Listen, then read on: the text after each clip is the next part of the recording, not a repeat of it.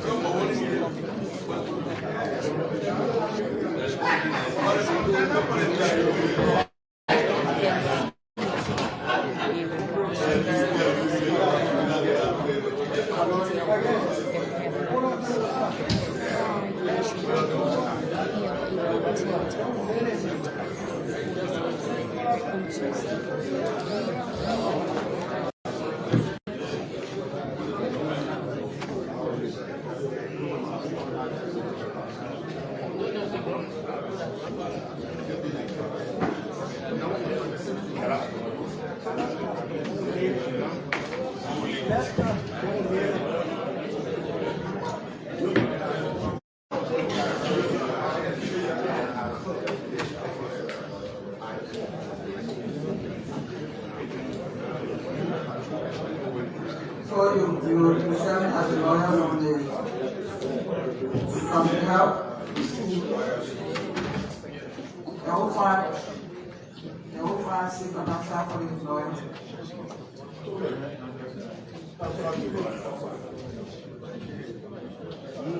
And contempt charge will be given to lawyer.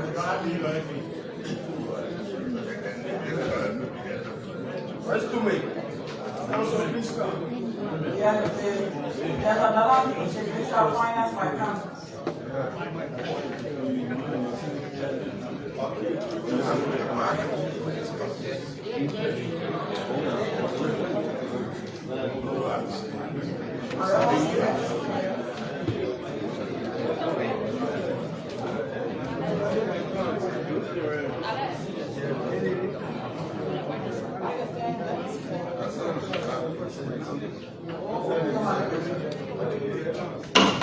Senate.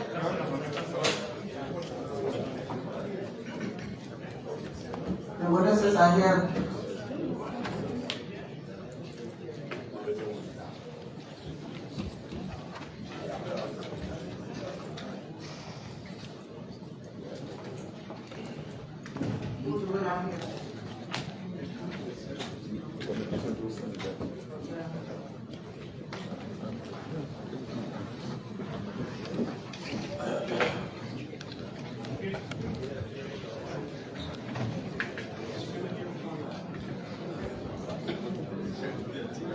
Communication.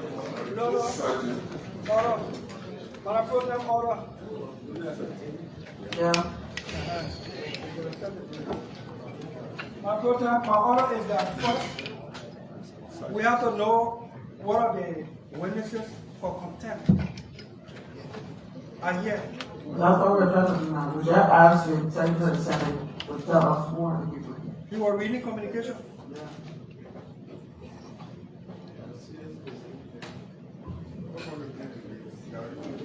We sent for the CSA director, the Minister of Health, and the Minister of Finance.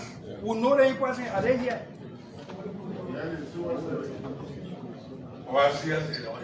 It was for them on contempt, not the Senate, yeah, now. Yes. Who are here. That was the first instruction.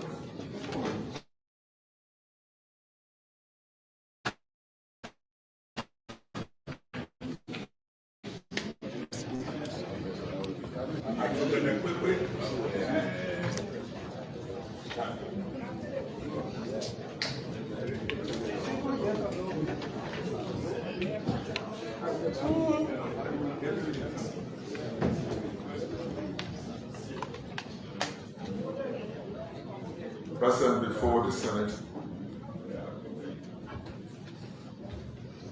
is the Minister and Deputy Minister of Health and the Acting Director General of the Civil Service Agency. Who's missing? The Minister of Finance, Landa, is on his way. Going to what is at the house, let's go. So the Minister of Finance is not here, the Minister of Health and the Deputy is here with their lawyers, right? Yeah, with their lawyers. I got the agenda, please. Senator Finley. Distinguished colleagues, We are doing. we, No, you late. You said go for the agenda yet. I don't go for it, don't bring it to me. Papa, you can't be late and just that. You don't bring it on my seat. You know, I don't have to do it. I had to get say you want. Yeah, man. Senator Finley. thank you, Madam Pro Tem, distinguished colleagues. Madam Pro Tem, I'm concerned that this plenary mandated 3 ministers with the lawyers. This is a contempt proceedings, and maybe the Secretary of the Senate might need to read the communications so we can know and set the basis for what this hearing is all about. So I will plead with you, Madam Pro Tem, to please allow the Secretary of the Senate to read the communication he wrote to the witnesses. So that was going to be the next thing after we identified the witnesses. Yeah, but my issue was the deputies. Like, yeah, deputy. I don't know. That's why I want to know if the deputy were included in the communication he wrote.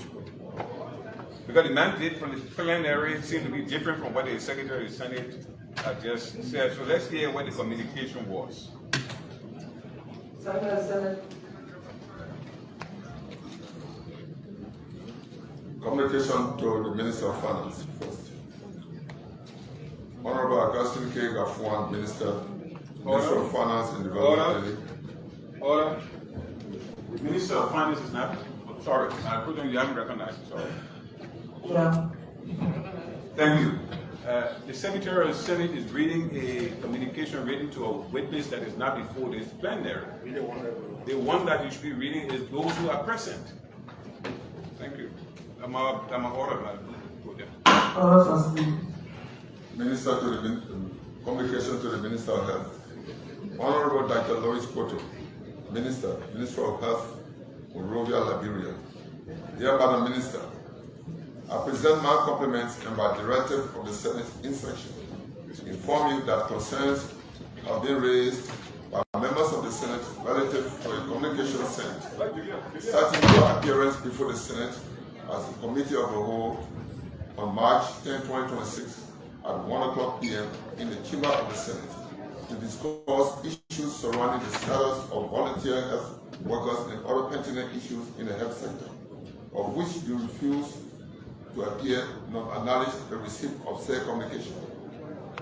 As you are aware that your failure to appear with all due regard to this august body, which obstructs and impedes members of the Senate in the discharge of their constitutional and legislative duties, warrants a sanction under Article 44 of the Constitution of the Republic of Liberia.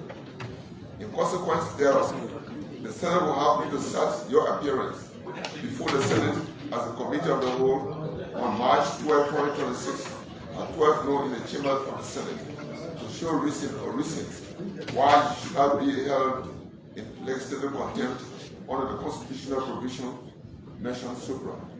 It is important to note that as the Senate respects the fundamental rights of its citizens, you are at freedom to come along with a legal counsel of your choice, if so desired.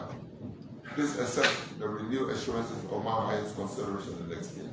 Sincerely, Secretary of the Senate. Thank you. You did better communication for the TSC.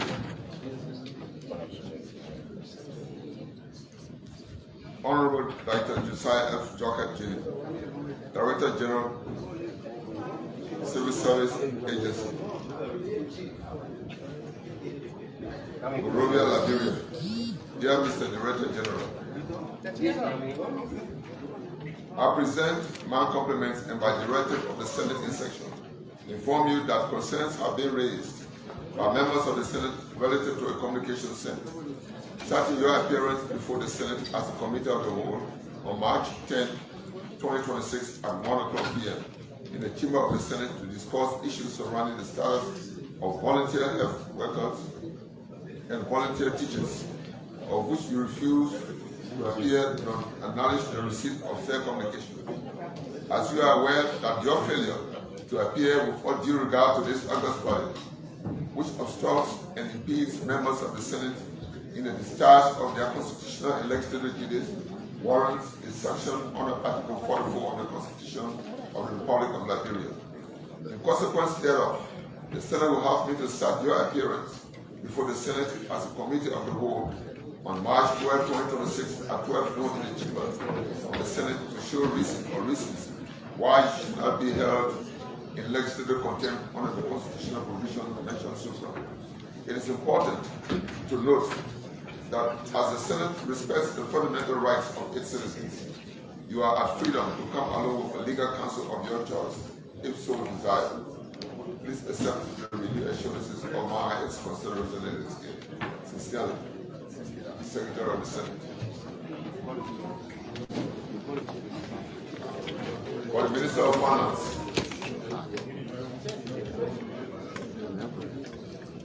Dear Mr. Minister, I present my compliments and my directive of the Senate in section. Inform you that concerns have been raised by members of the Senate relative to a communication sent, starting your appearance before the Senate as a committee of the whole on March 10, 2026 at 1:00 p.m. in the chamber of the Senate to discuss issues surrounding the status of volunteer health workers and volunteer teachers, of which you refuse to appear to acknowledge the receipt of said communication. As you are aware that your failure to appear with all due regard to this august body, which obstructs and impedes members of the Senate in the discharge of their constitutional and legislative duties, warrants a sanction under Article 44 of the Constitution of the Republic of Liberia. In consequence thereof, the Senate will have me to start your appearance before the Senate as a committee of the whole on March 12, 2026 at 12 noon in the chamber of the Senate to show reasons why you should not be held in legislative contempt under the Constitution.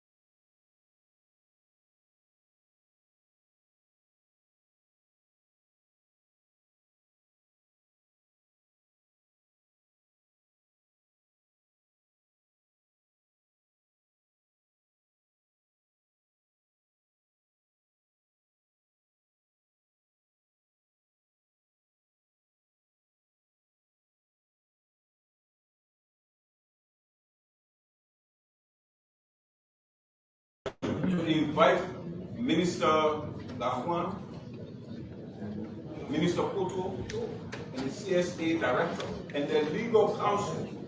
The Minister of Health has said she are here today with her two legal counsel. She did not introduce them as deputy ministers, but rather legal counsel, which is their profession. And that is the capacity that I understand they are serving in today, not deputy ministers.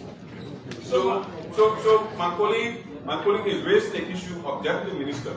They are not sitting in their capacity as deputy minister. I'm sure they have license as lawyers. If they want to request a license, you can request a license.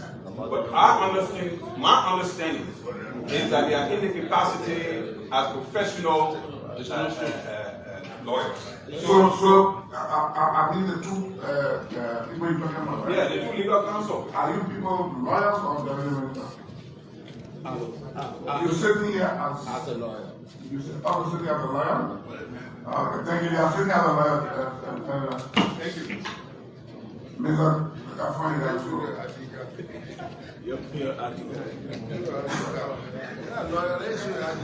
No election.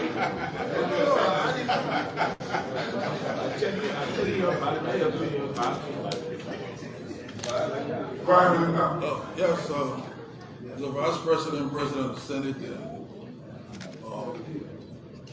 honorable senators, I didn't come with a lawyer because I don't think that I came to be legalistic.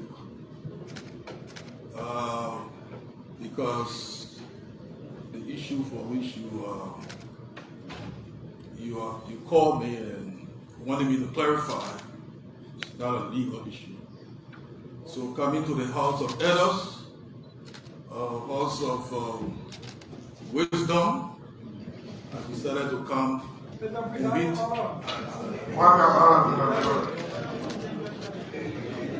The Minister of Finance is simply to tell us he waived his right to lawyer. We'll get to him why he should not be held for 10 days. He has still that's the procedure. So according to order, to tell that he decided that he will waive his right to lawyer or not.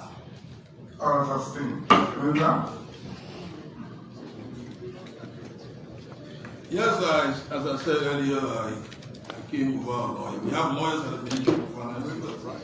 So I waive the right because I'm here at the House of Elders. Thank you.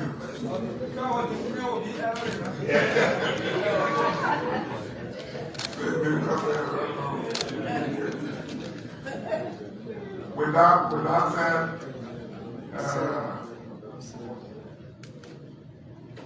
did you have any other book, Madam President? Yes. Okay. So we can give them a chance to speak now? Yeah, so we start with Mr. Kafan. Are you abreast of the issue? The issue? Yes.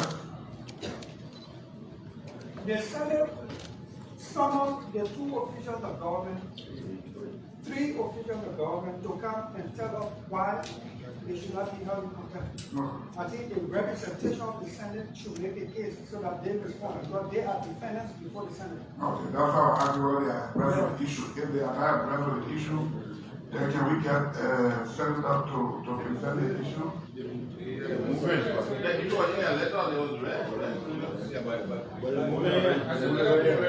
Okay, so let the secretary read the letter he so that the secretary.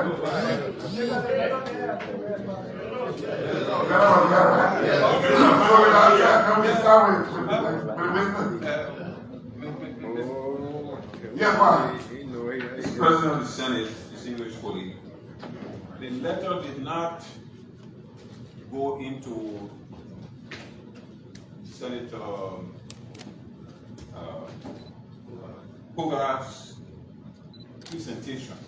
And I think it would be fair to give Senator Pogar an opportunity, maybe 2 minutes, to lay the basis of what led to these proceedings today. It didn't just come out of that particular communication, it came out of a process that was laid down before the Senate. And I think, Mr. President of the Senate, distinguished colleague, I will ask your indulgence to please allow Senator Pogar to lay the basis of where it came from. Okay, so that's thank you, Senator Pogar. Please make your case. Mr. President of the Senate, fellow colleagues, let me say thank you. Mr. Brizani, consistent with Article 44, anything that impedes the function of the legislature is contemptuous. Meanwhile, the ministers and the director were invited officially by this other body, and the letter was received, signed for, and the return copy was brought to this other body without anticipation that upon receipt of this communication, they were going to come and attend the invitation. But on the contrary, only the Minister of Education, who had an earlier schedule with the President, wrote this other body informing us about the impromptu situation and therefore telling us when she will be ready to come. Unfortunately, the Minister of Finance and the Minister of Health willfully, intentionally, vehemently refused to acknowledge this other body with a written communication. In that manner, Mr. President, is a disrespect and is a breach of the 1986 Constitution, Article 44. Predicated upon this, the Senate decided to invite them under contempt charges because what they did, they put us on contempt. And in the CV, the Constitution also protects whosoever that may be accused of any charge or crime or what have you, under Article 21C, to be guarded by a council. Based upon this, they were instructed in that invitation that while coming, they should come along with a lawyer for anything because they will be the one to guard them legally. Because contempt is a constitutional matter. This is the reason why the communication was written. It is incumbent upon this other body that all of them, ministers, should come along with a council based on constitutionality. Thank you.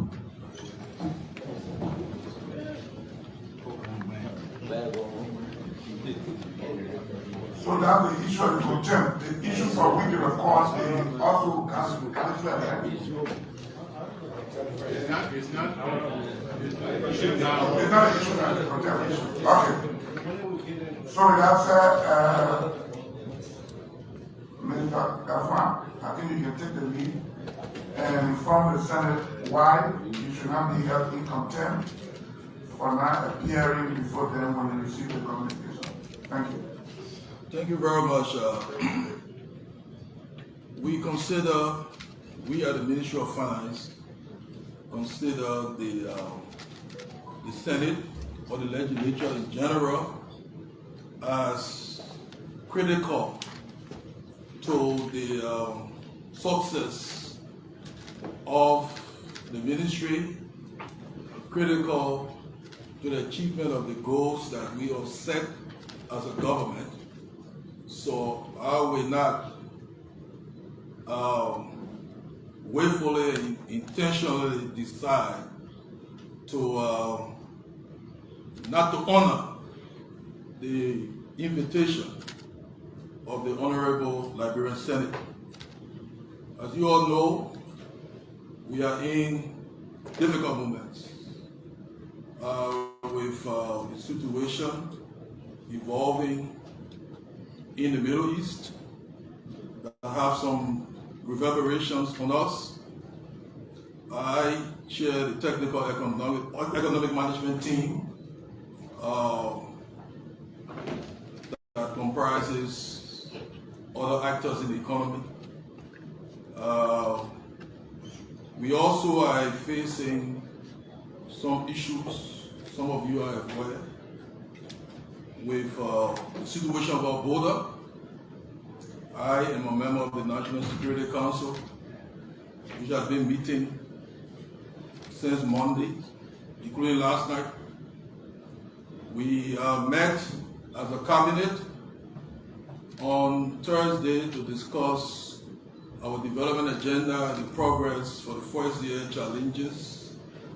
We did not exhaust, and we had plans to exhaust the remaining pillars on Tuesday, and given the time that was allotted, given that it was just those receivable pillars, my intention was to deal with those issues and make myself available at the Honorable Librarian Senate to join colleagues to give more insight in what we know about the situation above. As we were meeting, in fact, I had even earlier informed the President that I would be coming to the Senate, but things evolved.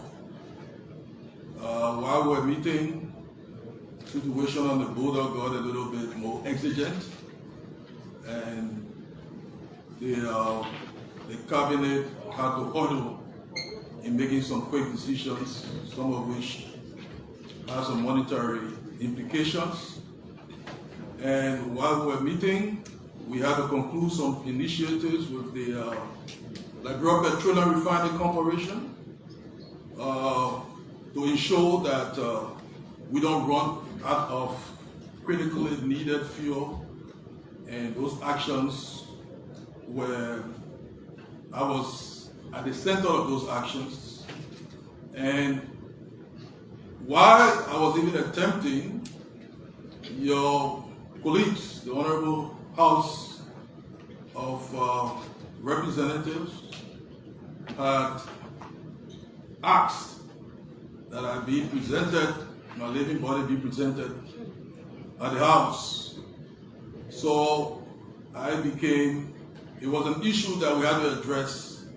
My deputy, who was here to tell you that I'm coming, reached at the legislature, and when she heard that it was not only my living body that was being sought, but all deputies, she too, she was in the perimeters, but she had to find some tactical way to deal with it. And so, while in conversation with the House, explaining some things, when we contacted through the deputy, because I was on my way and were told that the session had adjourned. So there was no intention to disregard or disrespect this honorable body. The issue at the House had to do with payments. As we speak, I don't want to name the bank. We are facing problem. There's not only members of the legislature. Monies were remitted almost 2 weeks ago, but there's a bank that is facing some challenges in paying government workers. So we want to understand the sentiment at the House. And I'm told that some of you here are affected. We have to take time. I don't want to make the situation worse, but it's been sorted out. And so while doing that, trying to negotiate with your colleagues, the Speaker and his team, and trying to make my way, we're told that the session had been adjourned. So that's why I came. I said earlier that this is not legalistic, that I'm coming to the House of Elders. I'm always available. So I had no intention, I would never ever. And so strategically, the Finance Minister of Liberia, after being held in contempt by the Liberian Senate 2 days ago, on Thursday, he appears before the Liberian Senate, backing the Honorable House of Senators, also known as the House of Elders, saying that he backed them. He didn't go there with any lawyer. He wanted them to settle the issue because they are elders, and they also the House of Senate look into that and they pardon him as the Finance Minister of Liberia. Good evening, folks, and welcome this evening to BKS TV, and welcome to the Heat Hour program here on BKS TV. On the Heat Hour, we say dialogue in our confrontation, we say words in a bullet. And the show is heavily loaded this evening with DK Way sitting behind the steering wheel. As always, Akaros Greg can say, who the other man saying behind the steering wheel? The man Cyrus Sam Balia is also here too as well. Siawite Zogia too is here. And tonight, we bring you major happenings across Liberia. My name is Junior Payne, your regular host of the Heat Hour show. On the Heat Hour, we say dialogue in our confrontation. We say words in our bullet. We comes to you every Monday through Sunday, beginning at 8 o'clock p.m. Liberia time till later hours. And this show has been relayed on Voice of BKS in Butuo Town, Electoral District 5, Nima County, and also on Voice of Tapeta some days in Tapeta Statutory District, Nima County, Electoral District 6. Good evening, folks. Welcome.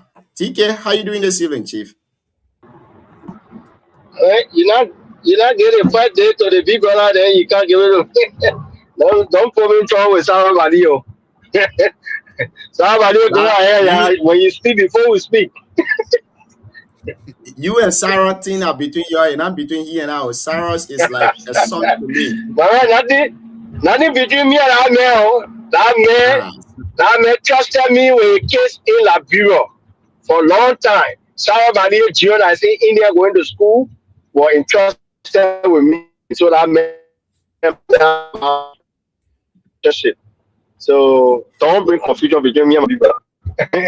In as much as you want to get a courtesy to Sarah's is like a son to me traditionally. So when I tell Sarah not to talk, he will not talk in the meantime. So I gave you the opportunity to go ahead and tell us what's on your mind this evening. I mean, the major issue in Liberia right now is the issue involving the economist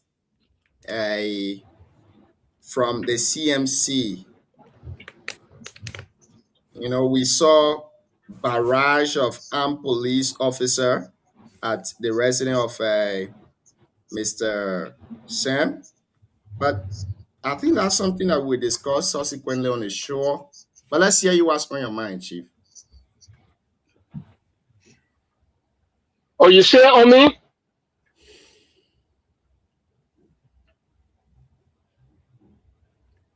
DK, go ahead. Joe, you talking to me? Yes, go ahead. Okay, so you guys are hearing me? Yes. Okay, so thank you, Joe. I think the major thing country now will be. Can you speak? Let me hear you. We getting you, Jim. Yeah, I think DK is having network problem. No. DK is clear. DK is speaking. Oh, okay. Oh, okay. Yeah, probably it's from you. Probably delaying a little bit as well. Yeah. So as like I was saying, I know the Samuel P. Jackson thing is critical. To me, we keep saying the police should not be reactive. They should be proactive. Law enforcement should not be about sensation. Law enforcement should be something that is proactive, should be 24/7, 7 days a week, 24/7. So I know under the law they have right when there is a belief that certain deaths have circumstances that need clarity, but you don't wait until the issue is almost 30 hours or more than that. Then when you are enforcing the law, you make the public to go against you. So the police, they will say the government need to prioritize more recruitment for professional people in the Liberian National Police, including all the security apparatus, have them do their work 24/7. They should not wait for something suspicious to happen before people see their presence. You create doubt within the system. And so I know at this point, They may have some clue. Somebody may have given them leeway and everything. But my only thing is don't wait. I'm not criticizing them. But when you wait long and the thing becomes then public sentiment and everything comes in there, then your duty now is questioned by the very society. So law enforcement should not be like that. Because if you have a swap team and everything, when the incident happen, you should start working from there. And like I said, we need to empower our law enforcement more because the police need to have 24/7 call center, 911, and everything. When somebody fall off, at least let it call. The police need to have ambulance, emergency. Police need to have everything beyond the Ministry of Health. Whether ambulance, the police need to have ambulance so that when things happen, they are always there. They need to be there on time and everything. So that's my only frustration with them. But it does not mean that they don't have right. But don't make the right of enforcing the law be questioned by people because the society now, everybody is knowledgeable or everything. You are the one who giving them the leeway to interpret your decision. Because if you are on time all the time, you will not get reason for the public to question your decision of enforcing the law and everything. That's my only frustration. The police. By now, our police force need to have at least 10,000 people. The AFA at least 10,000. The immigration service at least 10,000 personnel. You will have people enforcing the law on time, and you can recruit all the people I talk about, but when they are not well trained to do what they need to do, then there will be issue because in some of those things that lady death, we are not linking it to the husband, that old man. But even if there was something that had dark cloud on it, the way the police didn't act on time, sometimes the person might be the actual doer or certain thing, but because of procedural errors, when there's no proper training, the police act on public sentiment. Sometimes when the case go to court, they lost the case because there were procedural errors. I read something yesterday about a rape case in Sano that the accused was acquitted. That accused was acquitted because in the ruling they said there were procedural errors. Entering Samuel Jackson home, if you don't follow the proper procedure of entering Samuel Jackson home, if you don't follow the proper procedure of viewing the body, the deceived body and everything, even if there was issue that was not right, when there's procedural errors, government will lose that case. So there's need for more training. The police need to be equipped and everything, including our health and everything. Procedure error? My thinking is my thinking. Yes, my procedure error might not be the way the investigation is proceeding. My procedure error is on time. My opinion, like I said, the timing. How? The timing. They think they're more than 30 hours. And law enforcement is going after the person is already there, is taken to mortuary and everything. Why was the police on? The police need to be enforcing the law 24/7.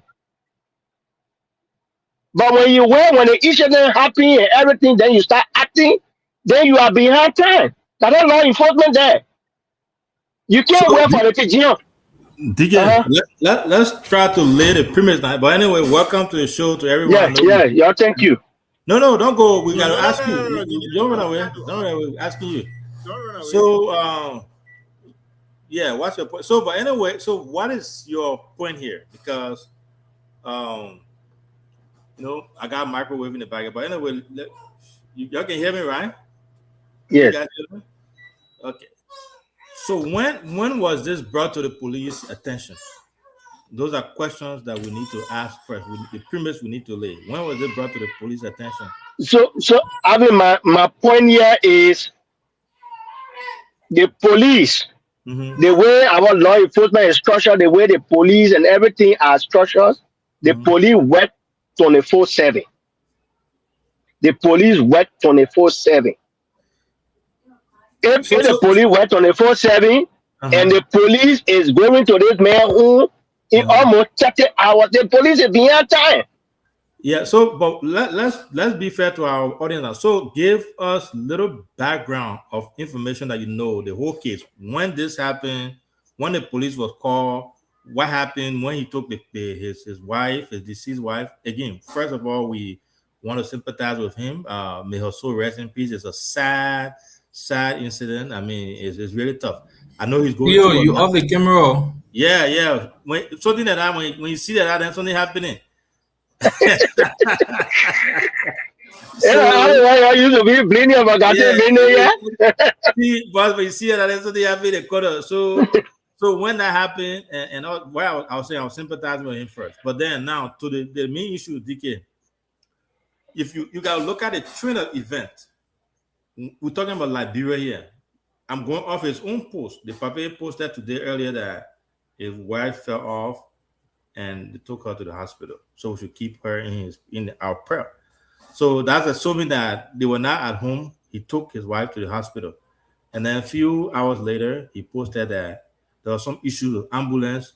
2 areas they went to, they were not able to get ambulance. So you got to follow that. So but if you look at it from a layman's standpoint, is he already had control of his wife. He had custody of the wife, took her to the hospital. So police can't go there. Police can't follow you when you taking your wife to the hospital for treatment and things like that. So it never happened at that time. I think the whole thing happened right after he announced the lady passed. That's when they invested. No, having my argument is not listen to my argument. The country you in, having police work here anytime. Does the Liberia National Police have a call center that you encouraging, that you informing the citizenry of the country every day that when this thing happen, somebody falling off and this, when you calling the health ministry, you call 911. What I'm saying is I'm just encouraging the police to work overtime. That why? Because when the things are, when the police is on top of everything, from the time that incident happened, the police will be to that house from whether she fell off in the bathtub, it was seizures and everything, the police will be at our home all the way. I think when somebody fall here with seizures and everything, what medical advice they give you? The first thing they say, call 911. The 911 you calling is what? The police. The police will be coming, the medical team will be coming. So all of those things are not in our system. That only happened so when he never called. He took his wife to the hospital. That's my understanding. Yeah, he never called for help. He took his wife to the hospital. That's my understanding. So how can the ambulance bring him about?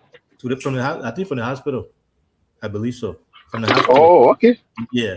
So again, for me, I want us to hold on to the whole details as far as, the investigation is ongoing. But Cyrus, you welcome to the show. Welcome to our followers, Eloshus, Mom Bettison, and everyone else who's following us. Want to say welcome to the show, Eloshus. We appreciate your consistent, support, man. You follow us every day from Canada. That we really appreciate your support there. That means a lot to us. Join us anytime you have time. It's our platform. You are welcome on here anytime. Siawete, I want to say welcome to the show. Cyrus, again, welcome. But again, back to my point, on behalf of this platform, I want to extend our sympathy to the loss of his beloved wife. It's a tough thing when someone passes like that abruptly. It can be tough. I've been there before, and I've experienced that. It's no joke when it comes to losing your loved one, a sibling, family member. It can be chaotic, crazy. So it's a very tough time that he's going, and I pray that God help him, console him, the family, the white family in South Africa, everybody, for them to be able to overcome this, because it's not easy. But overall, Cyrus, from a criminal justice perspective, Gino, you back? You taking over? Okay. So I'll go over to Are Cyrus. you, What's are your you take guys on this? hearing me? Yeah, we're hearing you. What's your take on this, Cyrus? So, Arvin, this whole thing is not too clear to me. Okay, Sam, saying that clear, let me not let you to end your thought. Let me lay the basic for you. Last night, Mr. Samuel lost his wife, and he posted on his Facebook page. The first post he did was 6 hours before the passing of his wife. He said he has been looking for ambulance, calling hospitals. They are not picking his call. And after that, he did another post that his wife didn't make it. What is unclear here is that we don't have any other evidence of the autopsy that was done on her. The autopsy that was done on her, we don't know. We don't know whether there was any forensic testing done on her. We don't know. But what we do know is that the Liberia National Police went at his residence and they were positioned before his gate. Follow-up information that we gather is they went there to question him about the incident that occurred. Now, the public is still blinded to the issue. What led to the lady death, we don't know. But they went there to question him about some of the issue. DK raised some other concern here that the hours that passed before the Liberia National Police went there, the timing is wrong. That's the first thing DK said. And I think I will agree with DK in that direction. The Liberia National Police went there very late, after almost 15 hours of the lady death. Now, what could be your say on this? Do you think this is politically motivated? Because this old man has been very critical on this government. Now his wife dying, we don't know what killed her, but information we're receiving is that she died from some kind of something that happened behind the scene that I might not say. So they went there to investigate him. And you know, as a criminal justice lecturer, that officers don't go to crime scene to investigate someone when they don't have probable cause. So apparently behind the scene, there have been some testing done that this death did not occur through maybe a sickness, but it occurred through human process. That is, maybe the person was poisoned. No, we don't know that. We don't know. Yeah, that's what I'm saying. Now we don't know that. So, but for the Liberian National Police to go there, what we can establish is that the person didn't die from sickness. That's the first thing. No, I think I have to disagree with that. So, police going to people trying to find out, establish the cause of death, necessarily doesn't mean there was crime committed. But before Cyrus come in, and then Gio, before you end your thought, I just want to correct some stuff here before we go out there, because this is sensitive information. We gotta be very, very careful as to how we go. This is someone's character and someone that is, is a tough situation. So here's what happened. One day ago, the woman posted on his Facebook. He posted, "My wife fell off, semi-conscious at Catholic Hospital. Prayer, please." So that happened yesterday, right? So when you add all that, you deduce that. No, before that post, he did another post. When? Before that post that his wife fell off, she's conscious at Catholic Hospital, he did a post that he has been calling on ambulance. No, not yet, my man. I got it, man. I'm friends with him on Facebook. Wait. I got it. Okay, go ahead. Let me give you the opportunity. I'm giving you the trend of event again.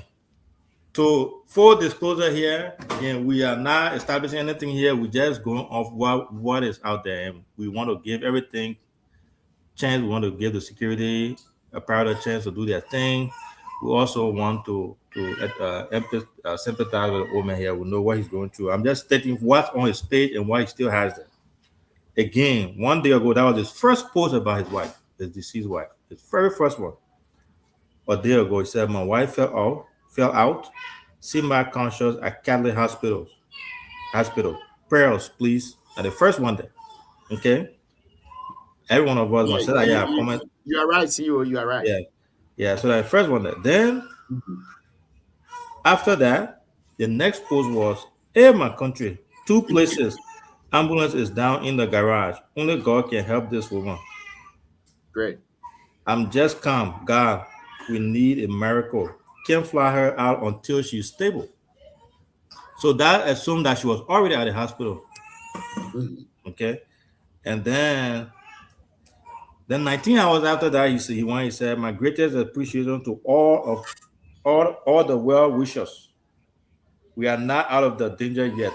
We need your prayers. God bless and keep us in prayer." So they were at the hospital when you were making these posts, right? And then 12 hours ago, that's what I was trying to make DK to understand. 12 hours ago, that's when he sadly announced the passing of his wife. 12 hours ago on social media. So, and then from there, I think 4 hours ago, he came home. He said, 30 hours later, there's my first meal. And then he's frustrated. He doesn't know what to do. Sorrowful stuff, he said. So it was, when we look at the trend of events, Cyrus, it was based upon that. After he announced his death, that's the wife's death. That's when the police kicked in and decided to. So that's the trend. That's the trend of event there. So see, you clearly lay out the trend of events, and you are quite correct, very much correct. Now, the question I want to ask Cyrus, because he comes from the criminal justice background and how investigation is supposed to be established.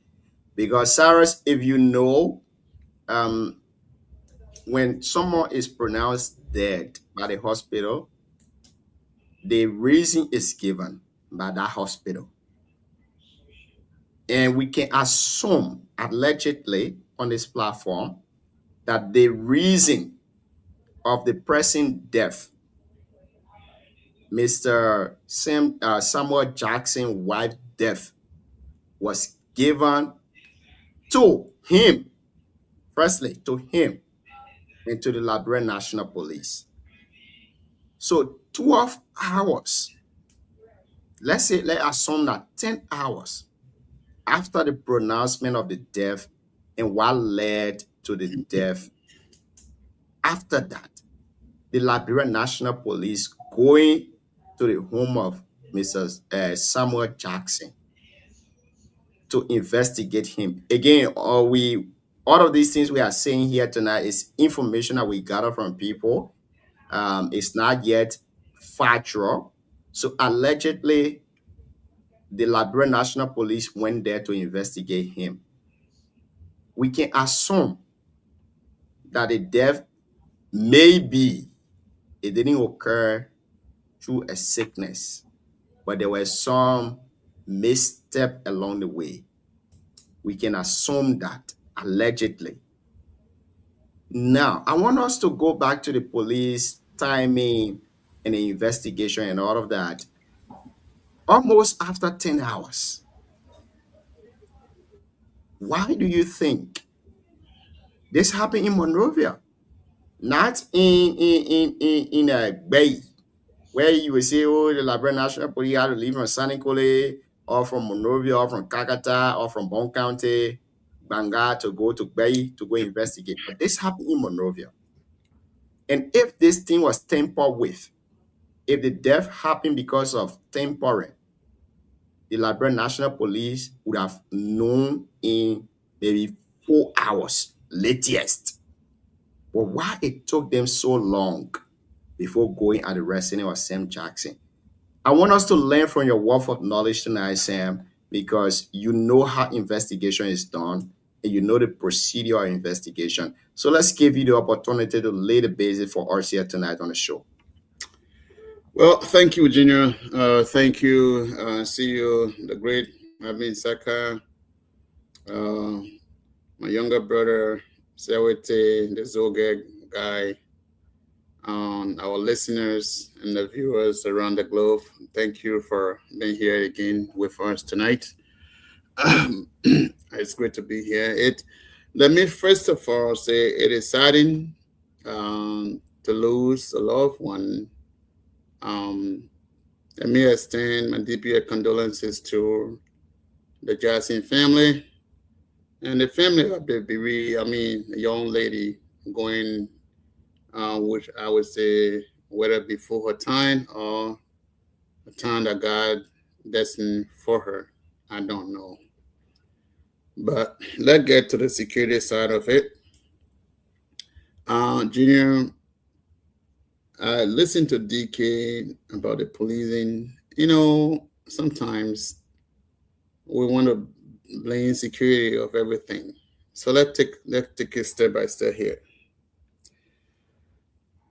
In this event, what I'm not sure is, did Samuel Jackson call 911? Do we have first of all, let's establish this. Great.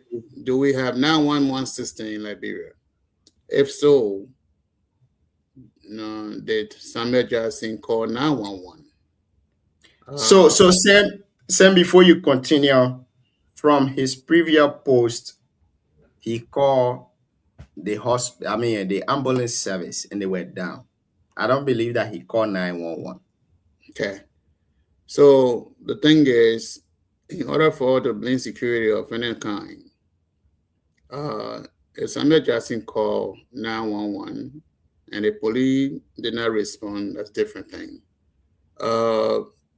The comparison that my dear brother, my younger brother, DK was drawing here, I think it's a little bit different. In an advanced country like the country that I live right now, when incidents that such happens, the person who is around can call 911, and 911 call does not mean police alone. 911 call, the EMS can respond. EMS is the emergency services, which is the more ambulance. They respond, followed by police. The EMS are trained to do firsthand. If the person is going to common, or the person falls off and they can't breathe, the EMS will sometimes they do what we call rescue. They carry on rescue. So Sam, I want us to go to Let me break it down now. Let me break it down for you. So when that is done, police job is to be there to make sure everything is smooth. But police will not just get on and start investigating somebody. Mm-hmm. So if the person was taken, well, the question is why the Liberia National Police took that long. 10 hours later, they went to Samuel Jackson house. Junior, this person was later taken to the hospital. I don't know how she got to the hospital. The doctor, the medical practitioner at the hospital might have seen something different, and there is a reasonable suspicion that something might have happened on an extraordinary level. So police might have been contacted based on what the doctor saw as a cause of death. So in order to establish that, they will have to go to the resident of Samuel Jackson to see if they could get some information or gather some information as to why the person passed away or the person. So Sam, I'm a bit confused from your explanation. I want us to learn from your wealth of knowledge tonight on the show, because the person was already taken to the hospital. Sure. 10 hours later. Right. what led to the death is Okay. pronounced by the doctors. Right. They are the only people that can establish that. Exactly. And I'm sure by the time pronouncement of the time that the person died, the Sure. doctor will give the cause of the death. Yeah. And immediately, if they had any suspicion, Right. they would have contacted the police. Right. I don't know whether they contacted the police immediately, but we want to establish on the show tonight, we want to establish Mm-hmm. the procedure error, both from the hospital and that of the police. Junior, I don't want to say there's a procedure error here. The thing is, So what took the police so long if there that's is no what procedure error from your what end? I'm trying to explain to you. Junior, Mhm. police does not just go to somebody's house to go investigate. But Police Sam, have do to you, have a reasonable. Sam, I come in. It said when somebody die, I'm asking you this question now. When somebody died from suspicion at the hospital, that the cause of death is not from sickness, maybe from human doing, poisoning, choking, and any other thing, do the hospital authority have to call the police immediately? When the okay, so the house, depending on the pressing condition, the Yeah, hospital that's what can I'm asking. establish their own pathology. After they have established that, do they have to After they call the establish the that, police? when there's a suspicion, then they will contact the security. Then the security will now proceed to the resident of the Now, okay, person. great. So can we do you think that the hospital delay in establishing a suspicion I or don't the want to say the delay. I wasn't there, so every hospital has different way of establishing cases, especially when it comes to this type of so disease. they believe Let me say something here, and I think Mhm. Sam will agree with me on this. It just happened today. It's just a developing news. We don't have any facts to say anything as far as what the hospital said, if there's any investigation, in terms of even naming a suspect, all the things we don't have none of that. So here's what I suggest, Sam, Charity, and Junior, all you guys can correct me here. I think we should just discuss it from a broader perspective, general view, because we don't want to be held liable for saying things and come back tomorrow it becomes problem. The police hasn't said anything. The hospital hasn't said anything. Nobody has said anything. The only person that spoke so far that we have on record is Mr. Jackson. Said he came from out and saw his wife in the pool. But that's all we know as it stands right now. So for us to even insinuate that this might be XYZ, maybe the hospital saw this, I will be going too far. And I think we should try to not go there. Thank you, CEO. The reason why I'm asking Sam this question, I'm asking him to give us his opinion as someone who has a knowledge in criminal justice proceeding, how it's supposed to work. And with the interview done today by Spawn TV and other media platform at the residence of Mr. Samuel Jackson, that's why I want us for Sam to give us the proceeding and how long it takes. Sam, you've already said it that you don't know how long it took for the hospital to release maybe their investigation and what led to the lady death. And also you don't know how the police was So, Junior, let's say this. Then, the person was, according to the post that Samuel Jackson made, I believe the person was unconscious when they took her to the hospital. So there can be a lot of I also tests. want to believe that.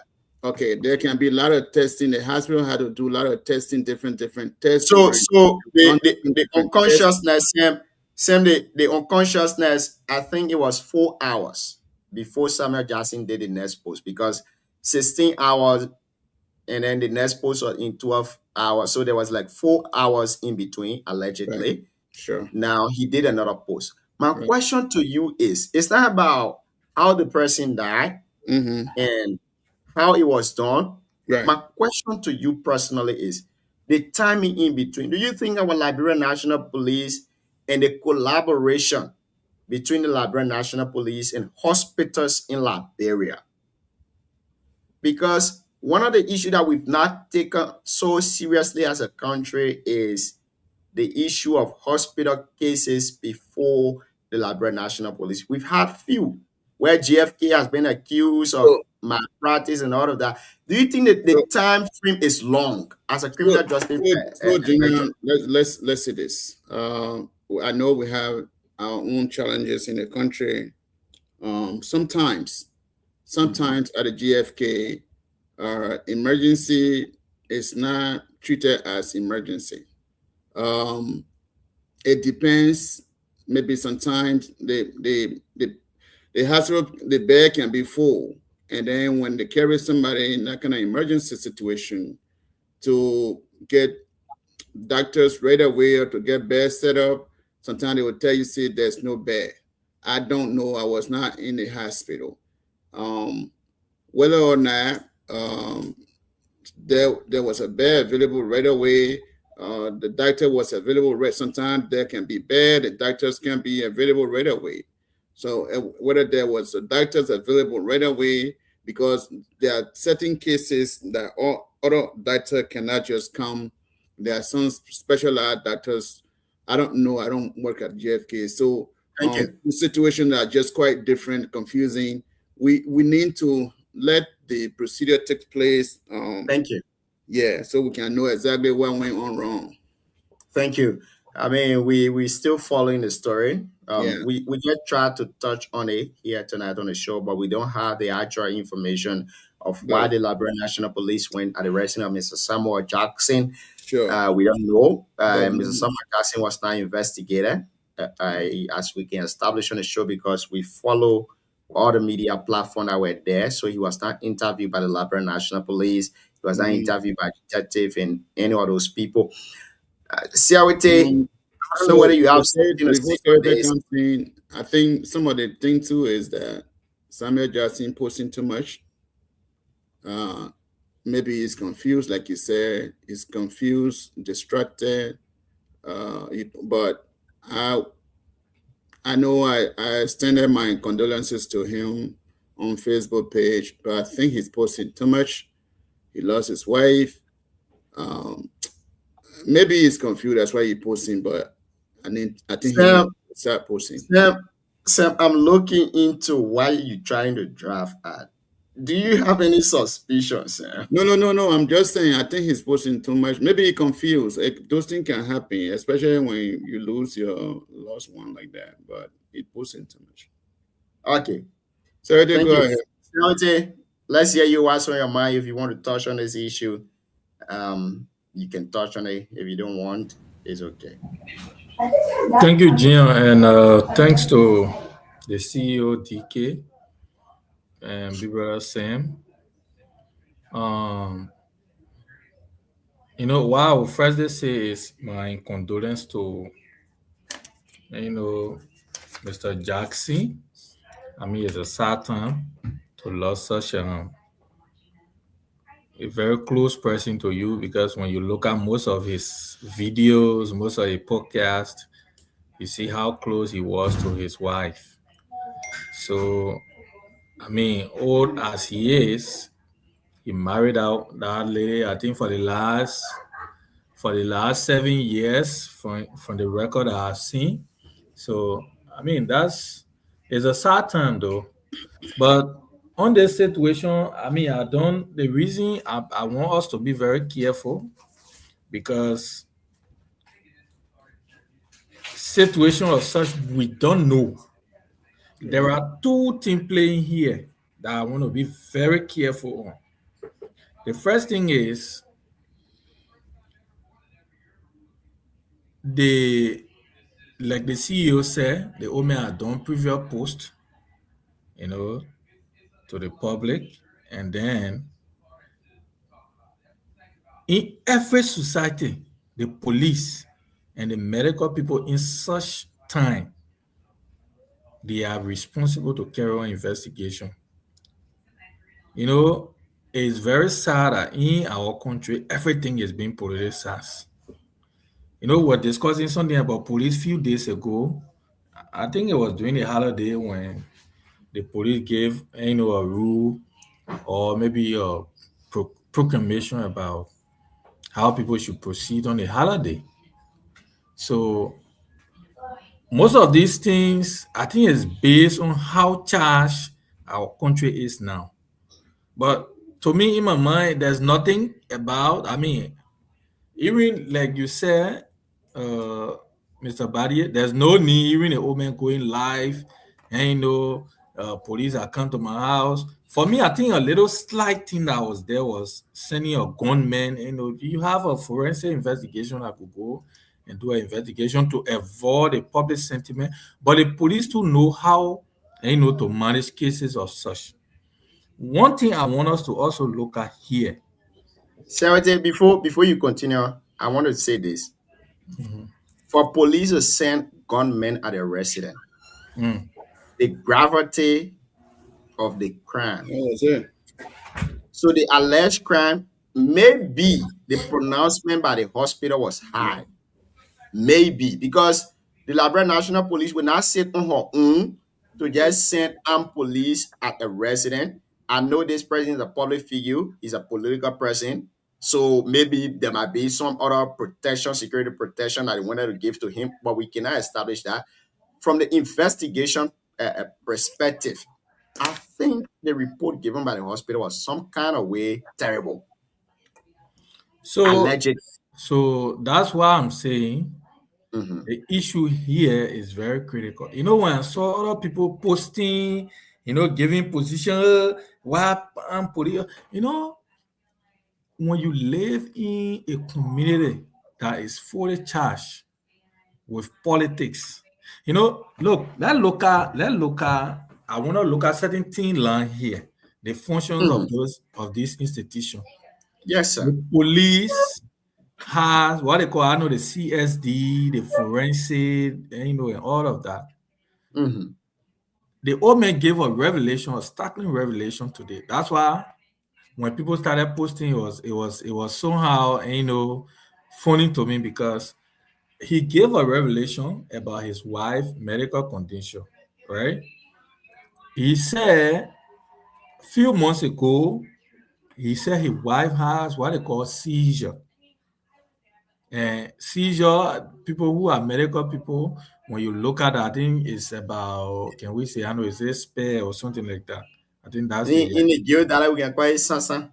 Yes. So that has happened to her in the States on 2 occasions of recent. One happened at McDonald's in Georgia, and one happened in New York. So all of these things have been happening, and he knows the medical record of his wife. So yesterday, previous posts have shown that his wife had not been well. 2, the situation there, the reason why I said people should be very careful on how they address it is very simple. The police, the person did not die in the hospital. The person died at home. And according to him, he said, the lady was in the pool of blood. Lying in a pool of blood. One thing we need to understand is the integrity of the police and the state. This person is not just, even if it was Liberian, but she's not even a Liberian. She's a citizen of South Africa. And I think she should be a citizen, either a citizen of America or something like that. But she is a South African. She was living in the States. So all of these things, what couple, with the situation, how people saying it took time. Look, when somebody is sick, you have to take the police is not responsible to give death news. That's not a rule. That's not a role of the police. The police role is to go and have the investigation. But when I saw people talk, those are some of the things that also need to be investigated. Because what the time that happened, the old man came, according to him, he came from the station yesterday. When he came back, he saw a madam. what's the time interval? That's why the police will come up with all of this investigation to tell us what's happening. So I'm a little tight-lipped on this conversation because the way people run with things in Liberia, I don't want to be part of that, because if you just insinuate and project what you think has happened, you might be casting it down and area that you should not. Because this lady, according to the husband, she got a medical record and we don't know up to now. So when you look at the conversation from the husband, and also we don't know yet the medical report from the hospital, the police. After all of those, investigation have been completed from the hospital, from the police. Then, of course, we can have an informed, position or conversation on this. But as far as this conversation is concerned, the husband in question have already revealed to the police. Now, the role of the police is to protect life and property. The police, yes, okay, the woman died at home. He said he saw in a pool of blood. How did it happen? So, in line with the police and pathology, or maybe the forensic investigators, they will now, present to the public how that happened. So, for me, I saw people, giving press conference. Why you should go there? Why this person? Don't say people. Speak of the opposition political parties. I said people. That's the next step. Yeah, that's how I want to say. I said people. Okay, Because I saw individuals beside political. I not heard political parties speaking. I said that individual was speaking. So what I'm saying is, the old man gave a very clear revelation that needs to be investigated. Because you if are quite somebody correct. is lying, yeah, go ahead. You are correct, and like you said, we need to be a little tap-late on the issue because it is still under investigation. But I think the procedure by the Liberia National Police, some way somehow, is in error. Why do I say so? This death occurred at the hospital. It was not a subsequent thing, something that happened in sequence, like a murder case. In a murder case, you go there to do, protect the crime scene and all of that, and you can send armed police, forensic investigator to do that. But the fact that you send armed police at the home of someone, and this person, maybe the death was pronounced at the hospital, and now you're sending somebody to the house there, you're sending armed police at the house there. It raised concern. The police intention might be right, but it raised serious public concern. Gian, Yes. let me look. I'm not saying this on anything maybe below or above sentiment, right? Look, you have someone that you should know that, like I said, we are in a charged environment. The first thing is the role of the police is to provide security, law and order, protect life and property. What we're saying here. Now, let me just put in this context. This deceased is a citizen of another state, of another country. She have come to reside with her husband, or maybe spend time with her husband, in other words, in Liberia. She's a citizen of Liberia. Huh? She's a citizen of Liberia. No, she's not a citizen of Liberia. She's married to a Liberian. She got Liberian citizenship. So, okay, that should not even be, how it be it, but she got a lineage from somewhere. She is a citizen from another place. She's a fair-skinned person. Yes. This person is living with her husband, spending time with her husband in Liberia.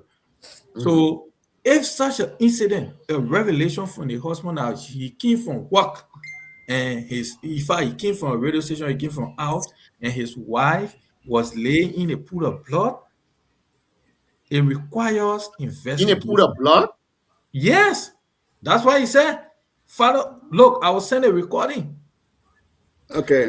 So if such a revelation, even beyond that, he comes from, and the man has already revealed this person, and medical condition and what have you, all those things, my brother, everywhere, even in the great United States or wheresoever, death or such will be investigated. Yeah, that They will you are be correct. investigated. You So what I'm Sam, saying, what I'm before you saying, come in, Sam, Look, before you come in, we are taking long time to discuss this issue because we all are assuming tonight on the show we are not providing factual information from the requisite authorities, but we are just assuming. Now, even if the person admitted that their wife was lying in a pool of blood, the person also posted earlier that they have contacted, the their ambulance service in Liberia from other hospitals, and they have not been picking. And one thing I can tell you for sure tonight on this show is that the 911 service in Liberia for the Liberian National Police is not active. Anybody can bear me wrong in Liberia. does it stop the police from carrying investigation? No, I it don't know. doesn't. I want to lay a premise here, I want to lay a premise. The 911 service in Liberia is not active. So one may say, oh, if you call the ambulance service and the ambulance service is not working, you should have called the 911 service. They will provide you fire service truck, or they will provide you a nurse aides to come to your rescue. But the 911 service in Liberia is not working. Bear me witness tonight. Anybody in Liberia listening to us via Voice of BKS and YouTube, Voice of Capital, you can call 911 in Liberia. They will not pick you up. That service is not working. But you see it on the cars. You see it on the vehicles moving around. Now, Mr. Sam Jackson posted on his Facebook page. And he said, oh, his wife fell off. After a few hours, he also posted that, oh, his wife passed off. Now, if Sam would have known that his wife passed off, it means the doctors have already established what killed his wife before they told But him that his Sam, wife. no, but another thing you need to look at is you are saying the woman died at the hospital. The thing is, if the person was picked up from the house, we don't know the record from the house. That's why we said the hospital will need to come up with the report. That's why I'm saying you Because are correct. I come in. The report he pronounced it, and that happened when they got to the hospital. So we don't You are know whether correct. it was upon arrival or it was You home. That's are what quite brings the correct. police You in are the quite- picture. You are quite correct. So for me, Siawete. I don't even want us to even discuss it right now because the police, the hospital, no one are giving any revelation of what happened. You are quite Until correct. then. My only problem here is that the police cannot send armed officers to someone resident. You don't Okay, know why they're doing that. Listen, 1 second here. Junior, let me come in, Gian. If it was other countries as we speak, that entire compound will be on a siege. It's a crime scene. Why you say Now that? you see now, Siawete, Let me let me lay the case now. Let me finish. 1 minute. Let me You will finish. get the I beg police, you. you will get the doctors, people who are required to be on ground. That entire place, even people, because what I heard is he got coke, according to him, and people who live with him in the house, they will be put on an investigation and be questioned. Okay. That human Okay, being Siawete, business. Let me finish my thought before you ask your question. Now, if the person is taken to the hospital and that person died before reaching at the hospital will pronounce immediate effectively that this person is already dead. In legal proceeding, they will give you the cause of the death and where the person died. Because even the doctors, they have to write the time of death of that person. What I know as a law student is that you will know the time of the person that died, the deceased, and then further investigation will be done. But in this case, what we can assume is that Mr. Samuel Jackson, he posted 16 hours. After 4 hours, he said, oh, he was done that. In the previous 4 hours, he said he was calling ambulances and they were down. In the next 4 hours, he called, say he were done that. I'm just hearing from you tonight that the person is already dead. But in this case, what we can assume is that Mr. Samuel Jackson, he posted 16 hours. After 4 hours, he said he was calling ambulances and they were down. In the next 4 hours, he called, say he were done that. I'm just hearing from you tonight that he said in a recording that his wife was lying in a pool of blood. My only problem here is that the police and that of the hospital, because if the person died before reaching at the hospital will pronounce it immediate effectively before they even take them from the ambulance. Because the first thing they do is they do pulse checking. Sam, don't shake your head. You are criminal justice expert. When we receive the case file, we know what happened before that time. And the maximum time of pronouncing someone deaf is 10 minutes. As a health expert, you don't pronounce death when the person has died more than 1 hour ago. No, that means you err. The maximum time, maybe you are confused and all of that, the maximum time should be 10 minutes. Are you saying that they have stated what killed her? Do you know for a fact? No. Okay. But what I'm saying is that I can assume tonight on the show that the person didn't die at home. If the person died at home, then the Liberia National Police should have gone there earlier on suspicion. So she No, knows. Junior, let me say, you're confusing things here, though. Let's be careful here. First of all, let's establish some of this thing here. Again, we do not know. The reality is that we do not know anything. Number one, we do not know what was doing this lady. Number one. Number two, we do not know by what means she was taken to the hospital. We do not know by what means Samuel Jackson. What we do know, Mr. Sam, what we do know is that the Liberia National Police went at the resident after 10 hours. Hold on. No, I'm coming. Let me finish. Let me finish. You confusing people. Before you finish. No, you do not know. You know, this is the thing. You do not know. What we do know is that the Liberia National Police went at the resident. Before we get there, before we get of him posting, the Liberia National Police went at the resident of Samuel Jackson after 10 hours of him posting that his wife is dead. Hold on. Before we get to that stage, let's establish some things first here. Okay, for the record, we do not know. Samuel Jackson just posted ambulance is not available. Number one, we do not know how he took his wife to the hospital, whether it was ambulancing later or he contacted people to take the lady to the hospital, or we do not know. We do not know whether she was totally in coma when she got to the hospital. We do not know whether she was there when she got to the hospital. We do not know all of these things.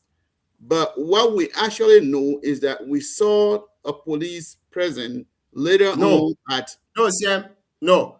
What we do know starts from the time Samuel Jackson posted that his wife is dead. Yeah, that's what I'm saying. 10 hours later, right? No, that's not the same thing.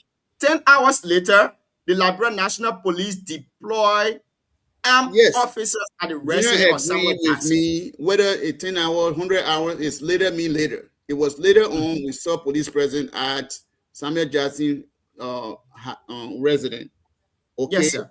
What we can tell now, or what we can assume, is that something, it could be the security present, there could be two-fourths. Whether there was a suspicion course that they went there. Reasonable suspicion in criminal justice, I may say. Or there must have been something revealed to them from the hospital by the doctor, the ER doctors. Now, this is where I ask you a question. Hold on now. Wait. Sam, I beg you. Sam, I beg you. You were allowing me to land, or you would just cut me off. No, I want to cut you off on this point. If something was revealed to them, if something was revealed to the Liberia National Police, what took them so long? Well, again, we do not know. We do not know what might have, whether or not, again, we do not know whether or not the ER doctors might have revealed something. We do not know. But what we actually know is that the presence of the Liberian National Police could go too far to safeguard the resident. People, why? Whether or not people were living with Samuel Jackson. One second. Whether people were living with Samuel Jackson and his wife, that we don't know. But police present could be to safeguard whether people were Thank you. living there and they might have knowledge of what happened, or Thank you. Thank you, Sam. certain thing has been revealed that something unusual happened, or they also for the safety of other people in the place. So let's leave Thank this you. thing until we can get Thank to you. another clarification. Thank you, Sam. Thank you very much. I want to appreciate you for your thought. Again, whatever we said on the topic on a discussion is not factual information. We are assuming that these are information that we gather from the deceased husband and also from media institution, media platform like Spawn TV. So we cannot tell you that these are factual information. Those of you that are listening to us, we can tell you that these are factual information from a verified sources like the Ministry of Justice or the hospital where the person died, the deceased passed out, or from the Liberia National Police Forensic Department. But what we are discussing here tonight is information that we've gathered from the deceased husband and also from media institution that went to cover the happenings that were ongoing at the vicinity or the residence of Mr. Samuel Jackson. Again, folks, if you just joining us here tonight, you're listening to the Heat Hour program on BKS TV. On the Heat Hour, we see dialogue and our confrontation.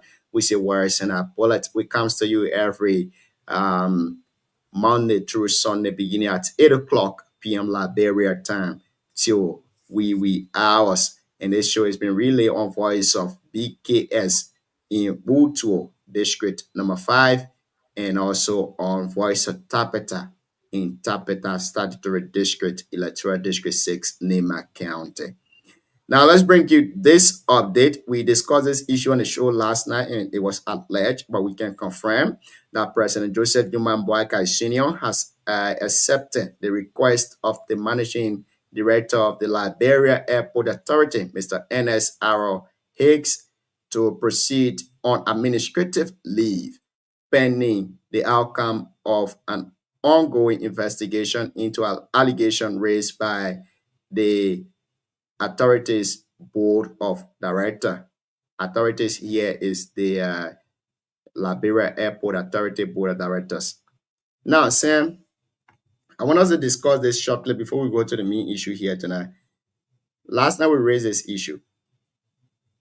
What is your expectation?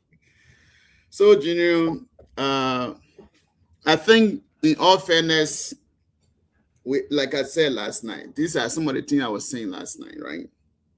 In any organization, when somebody is accused for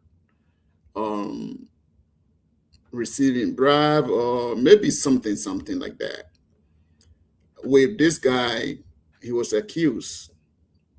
So what he had decided to do is to step away from the investigation so that the investigation cannot be temporary, to allow those folks to conduct their proper investigation.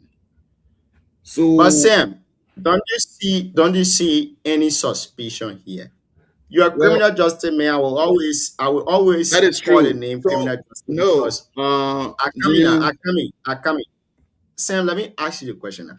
Yes. You're a criminal justice man, and I know that in your philosophy, sociology, you know how humans behave.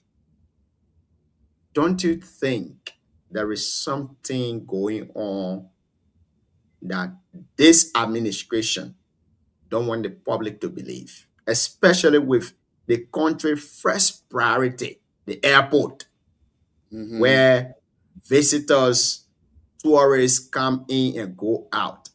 This is a serious place. We can discuss the Ministry of Finance, we can discuss the Ministry of Justice, the Ministry of Labor, but this is an institution that gave Liberia out there to the public. Don't you think something featured is going on from your individual perspective and someone that have high knowledge of investigation? Well, Junior, again, let me say this to you. We are on a show. Not to me. A Anyone, lot of people listening to you on the show. Not me, Uni. We got anyone. 106 person watching us here tonight, Thank and you, a Chief. lot of people following us in the radio land too as well. Thank you, Chief. Anyone can be accused, whether falsely or not. It is pending for investigation. Okay. So this managing director was accused for maybe trying to get a cut or kickback, we could say. And he wrote a letter. He's taking a sick leave, I think. Here in his letter, he said that administrative leave pending the outcome of an ongoing investigation into allegation raised by the authority or board of directors. So the board of directors of the airport have accused him. So what he did, he sent his letter of sent a letter to take administrative leave until the investigation can be carried out. Let me ask you. Hold on now. Let me ask you this before you finish. I want to ask you on previous incident when it happened at LRA, the Liberia Revenue Authority. When it happened as LTA, the Liberia Telecommunication Authority, the president of the Republic of Liberia, Joseph Yuman Boakai, on the LTA issue, he didn't wait for those people's resignation. He immediately, effectively dismissed them or their post. Why is it that with LRA or the Liberia Airport Authority, LAT, you have to wait first for this person to send in a resignation? The media knew about this. We discussed it last night on the show. And today, we saw from the executive mansion page that the president sent in a resignation on March 9. The president accepted it today. In a simple labyrinth, the president knew about this issue since maybe 1 month ago. Why did it take him so long from acting like he did to Do the you LTA? have the resignation letter with you? No, there is no resignation letter. What we Okay. have in our possession, what we have in our possession as a media institution is the copy of the leave that was taken, the administrative leave that was put So in where you by coming from with the resignation thing in your mouth then? I didn't say resignation, Sam. Oh, you I said it. No. You If said I it. said it, I was slip of tongue. Okay, If I thank said you. it, I was slip of tongue. Well, thank you. Great. Yeah, go ahead. So now, why did it take the president from March 9? Yeah. March 9. And today is the 13th of March. Okay. In LTA issue, it didn't take him 2 days. He suspended those people Okay. and asked the Ministry of Justice to investigate them. Okay. But this person, the person in quotation right now, sent in a communication for a leave since March 9, Sam.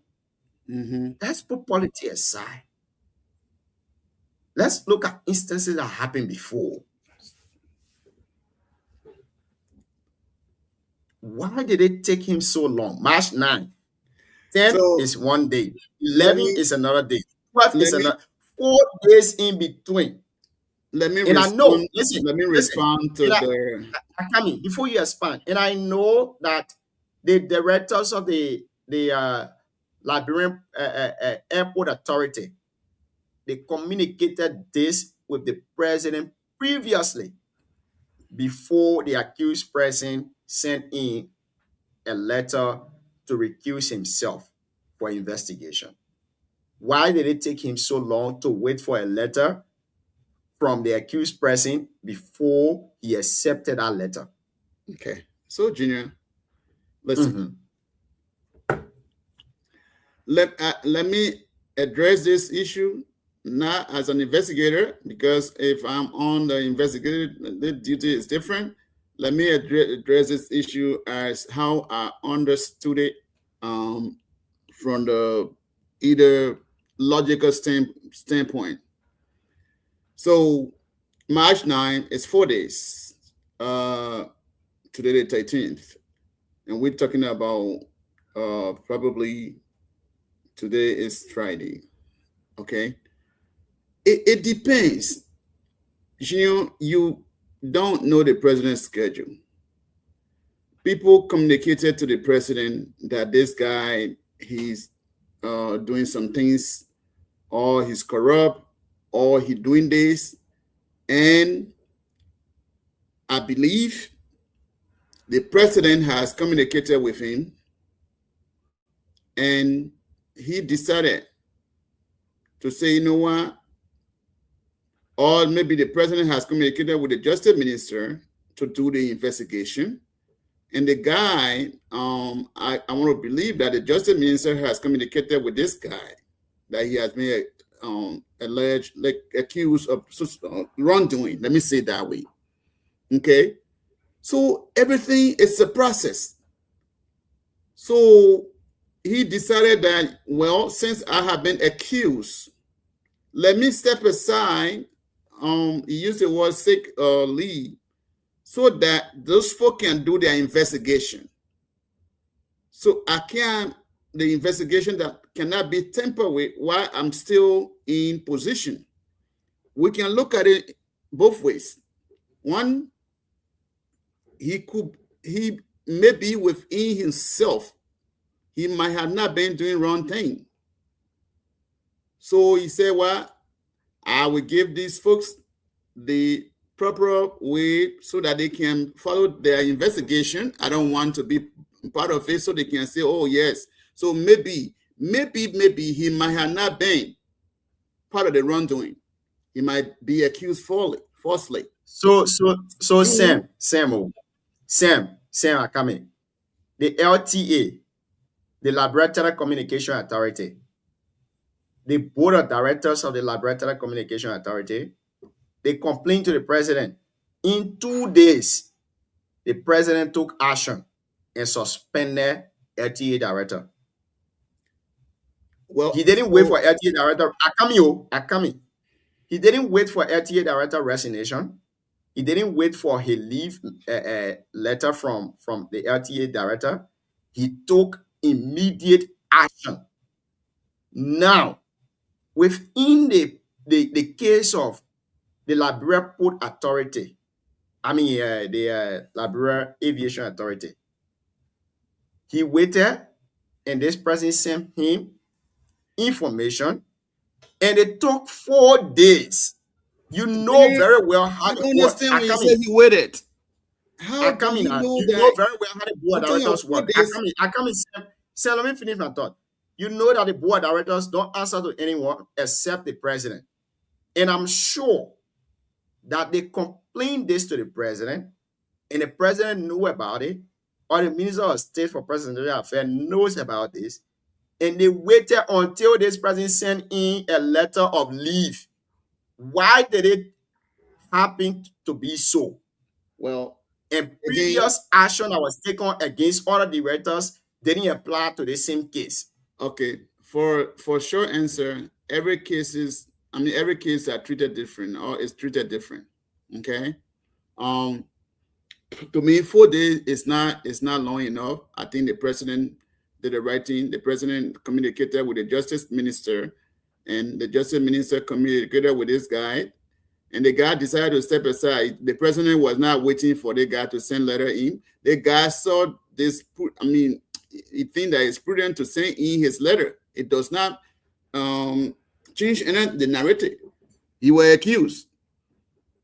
He was supposed to go on an investigation. He decided to say, you know what, let me just send a letter so that I can step aside and not be working because some people will still be working and while the investigation is going on. But he decided to step aside while the investigation is going on. So what is the coin here, Junior?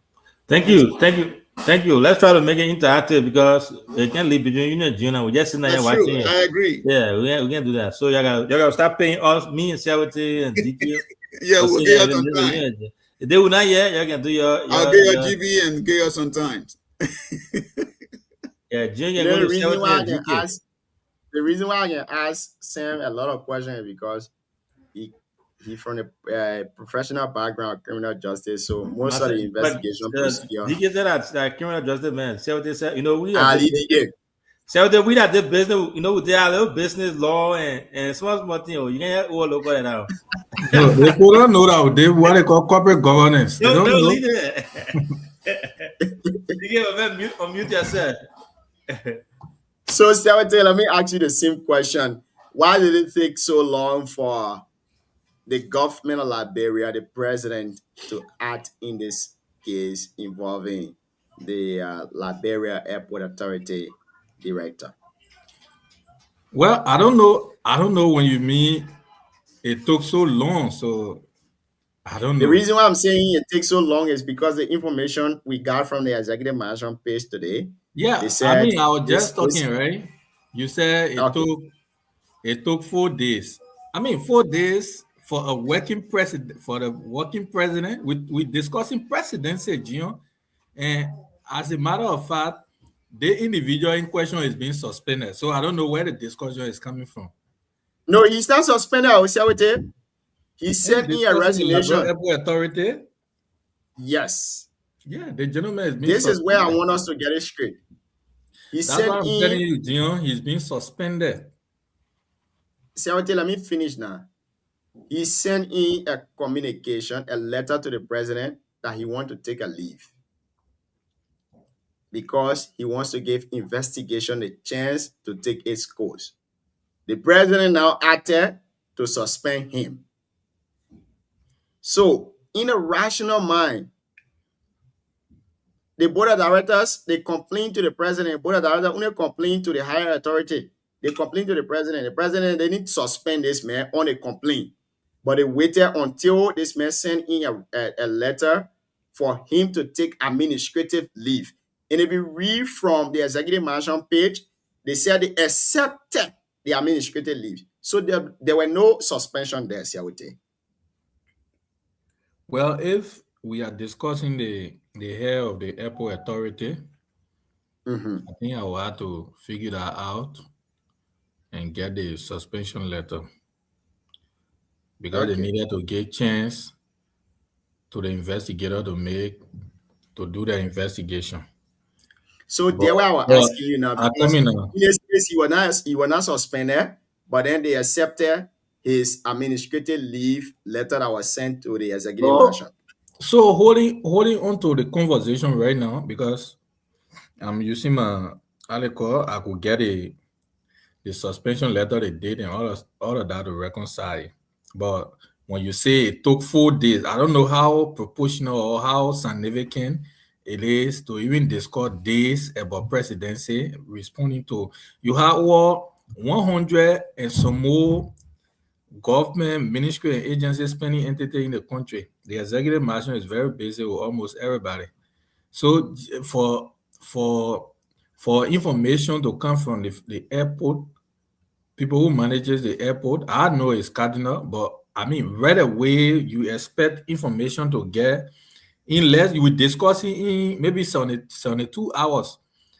So you say it took long before they took action. So I'm still a little bit confused because someone that is being accused, he's not being investigated.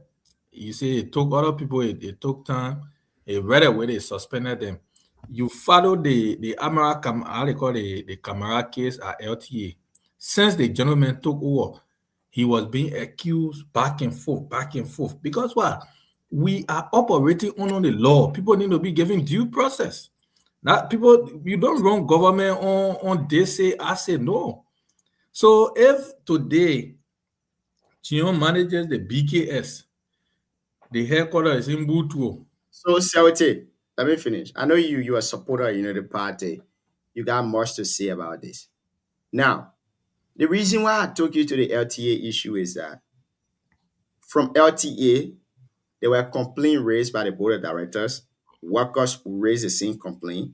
And this guy was not given the time. He was suspended to face investigation. What's the time interval you're discussing with the LTA guy and comparing it to this guy?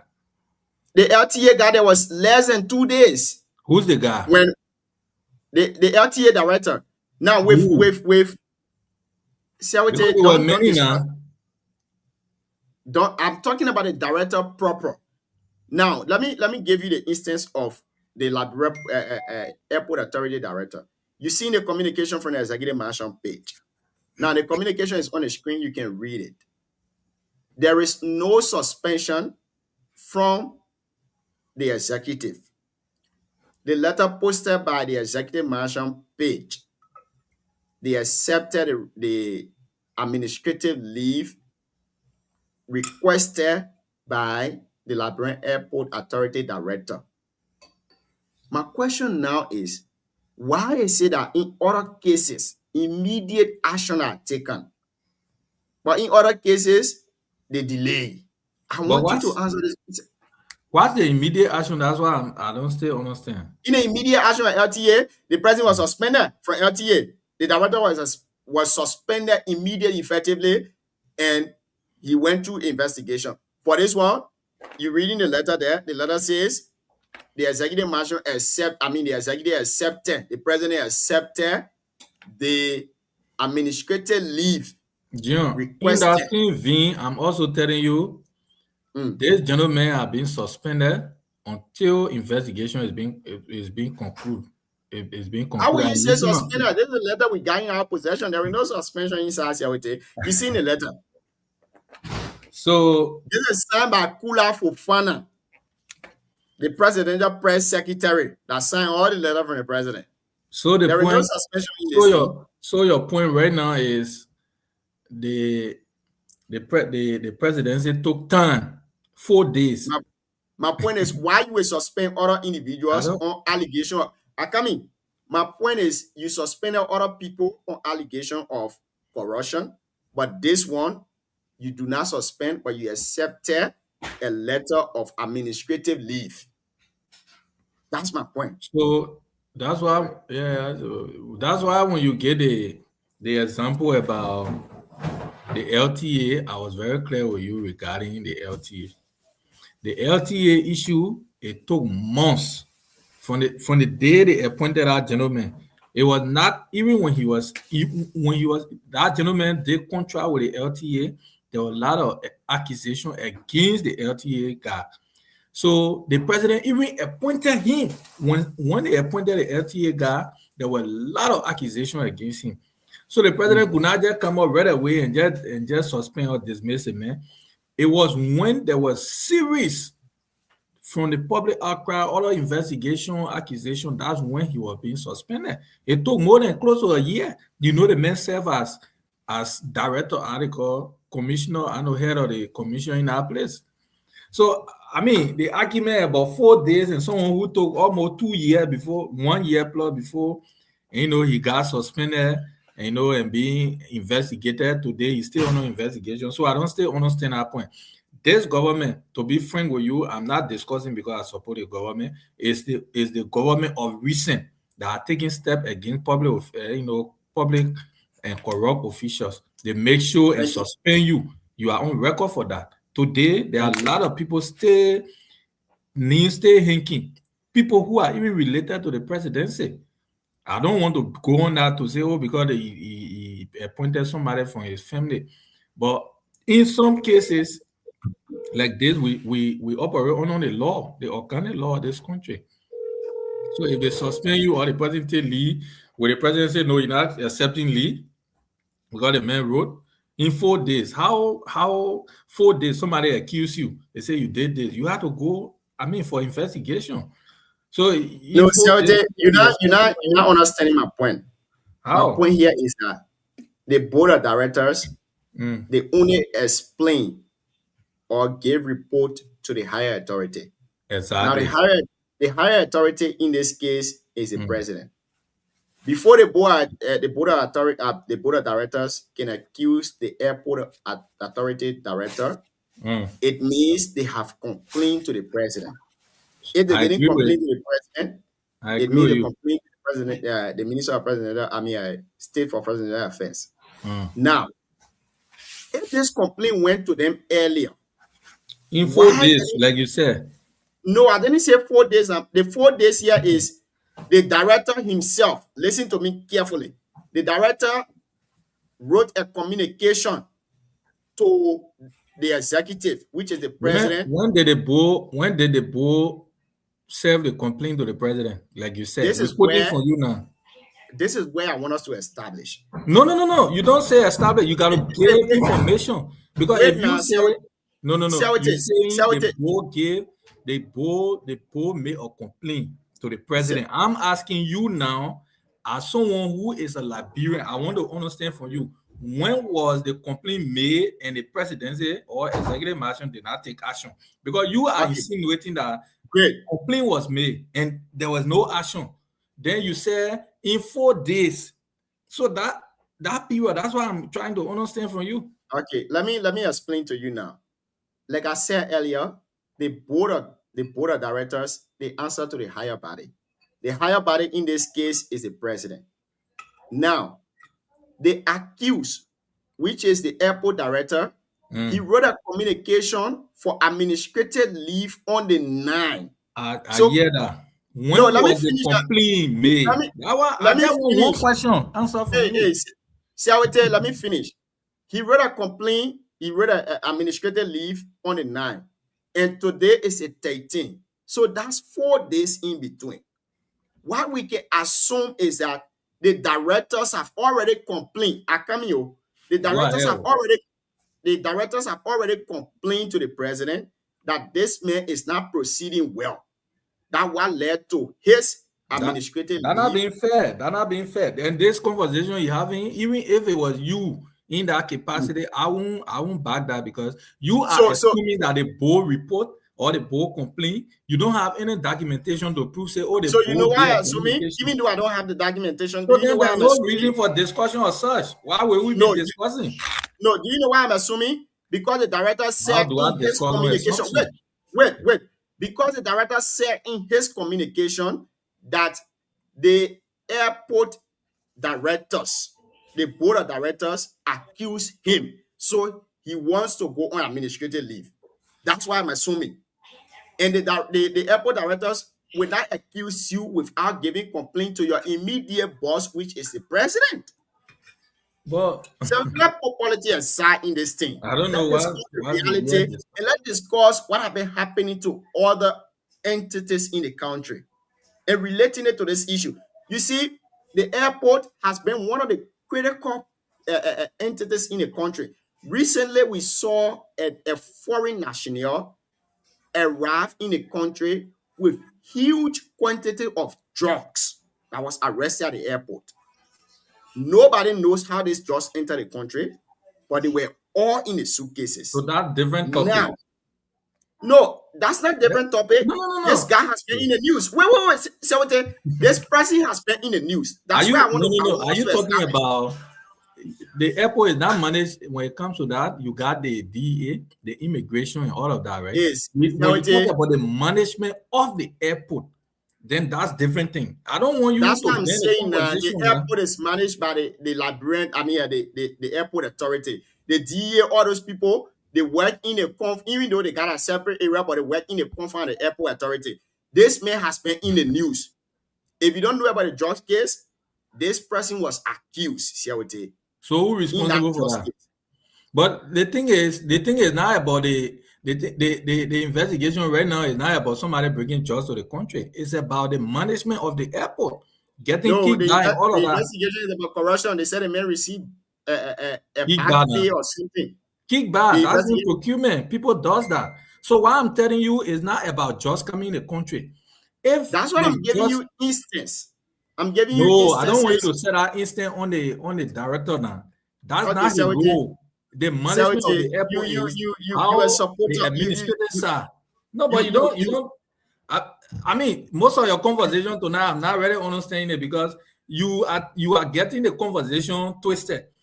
When you are discussing the administrative side of the airport about management, procurement, and all of that, that's where the main problem is coming, right? The management of the airport, how the airport need to be clean, the baggage clean, all the places where it need to be in tight. So where our things need to be in order.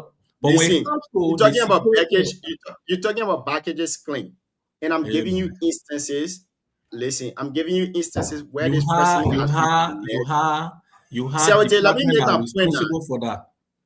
Let me make my point. Let me make my point. The Liberian Airport Authority, you got different sectors operating in the airport. You got the immigration, you got the DEA, you got the rest of the people operating within the airport, but they are all managed under the Liberian Airport Authority. This person has been accused before, like he said an instance about the LTA guy. Workers from LTA were complaining on him. After a confirmation in order that the complaint still continue, the president immediately effectively suspended him. But this same guy here, even though you might not know about the issue, but this person has been accused previously on several instances, and they didn't suspend him. They waited for him. So, Junior, listen. No. For the credibility of the show, somebody have to provide documentation. You can't just come on the show and say, where are the documentation that you have available to let us know that this guy I will give you the time, Sam, I will give you the time. This person has been accused on several instances. The president didn't suspend this person, but they waited for a communication of administrative leave. This is my issue. And I hope all of you can understand where I'm coming from. I'm not against the director. I'm speaking from instances that have happened before. And someone want to ask me here tonight on the show about documentation when we know all of the fraudulent activities that occur at the Liberian Airport Authority, when we know what happened at LRA under the administration of the director of the airport authority, when we know these things, same I beg you, let's put our support aside. Let's put politics aside. Let's discuss the interests of the Liberian people. This is the issue. If you can suspend somebody on suspicion from LTA and you say workers been complaining about you and you suspended that person, why is it that workers been complaining about the director from LRA under his administration from the Liberian Airport Authority to the Rabat International Airport? They've been complaining about him. They didn't suspend him, but they waited for him to send a communication of administrative leave and accepted. So your issue is the 4 days? Or even 1 more or 2 weeks? No, don't bring out your political tactic here tonight, man. I'm not understanding your point actually. I've explained to you. Tonight. I've explained to you time about Madonna is all over the place. We need to rescue him some kind of way. I don't understand. I've explained to you time without number. Madonna needs some serious rescue tonight. But why will you be comparing somebody's case? You are not understanding the argument tonight. Nothing at all. Madonna, you did not. We got people watching you. We got a lot of people watching you. Madonna did a lot of reading last night. Saying he came on the show. He's all over the place today. The man had a long course. At least if you say the government not taking position, the person, but you gave your own position. I'll just buy you cold water, okay? Maybe tomorrow, so you can. Nah, you see, Sauti, I beg you, don't bring out your political thing here tonight. No, but what's the real problem with the airport man? It should not be investigated or what? No. Okay, wait, I come in. In your explanation, for me, everything you're saying, I'm holding you by what you're saying, right? Mm-hmm. What I do know is this gentleman, the other day, I saw communication that he's going on an investigation. Now, I come in now. Okay, they hold it to your word on the conversation, right? That he wrote for how you call leave. No, Now don't. your point is I beg you. This is where I say you playing politics with the issue. Don't hold it to my word. Hold it to the communication from the executive. your word is because communication. the reason I say your word, listen now. The reason I say your word is say why it happened to this person, he was immediately, suspended. And you say that's my word. I'm telling you, the gentleman said in his communication that the boy accusing, right? Mhm. Send the boy accusing he's taking leave. And professionally, that's normal. So That's there what I normal. want to ask you. Mhm. I want to ask you this. Ask me. Sewote. Ask me. Great. Who do the bull complain to? The boy? Yes. The boy was appointed by the president. Who do they complain to? I'm not talking about who they were appointed by. That's why he said. So that's why I said, have you gotten a report from the board? Hey, Sewote, wait now. You just said that the gentleman said in his letter that the And bull that's why you accused- said, for me, I'm not going through the letter. That's why you said. That's why in the letter now. So the I letter agree. say the bull accused him. Now my question to you is, who do the bull complain to? But we're not so tonight you NATO. No. You No, go ahead. You go No, ahead. any of you can answer the question. Any of you can answer the question. Who do the bull complain to? Cyrus. Jim, what is your question today? Let Who me know do the again. bull complain? Okay, Answer okay, this hold question. on. Who do the bull complain to? Okay, 1 second, Chief. 1 second. What is your point of argument here? Seriously. No, Sam, who do the bull complain to? No, I asked you a question now. That's my point of Make argument. me to understand. My point of argument is, who do the bull complain to? I believe the president. The president. Yes. Great.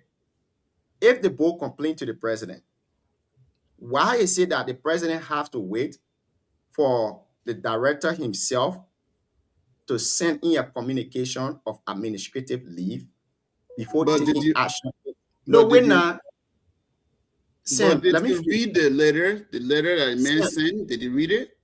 This is the letter. This is the Please summary of the read it. letter. Read it loud for us, please. What is it? Sam, the letter is on the board there. So if you want me to read it read for it, our audience now. Read it for our okay, audience. great.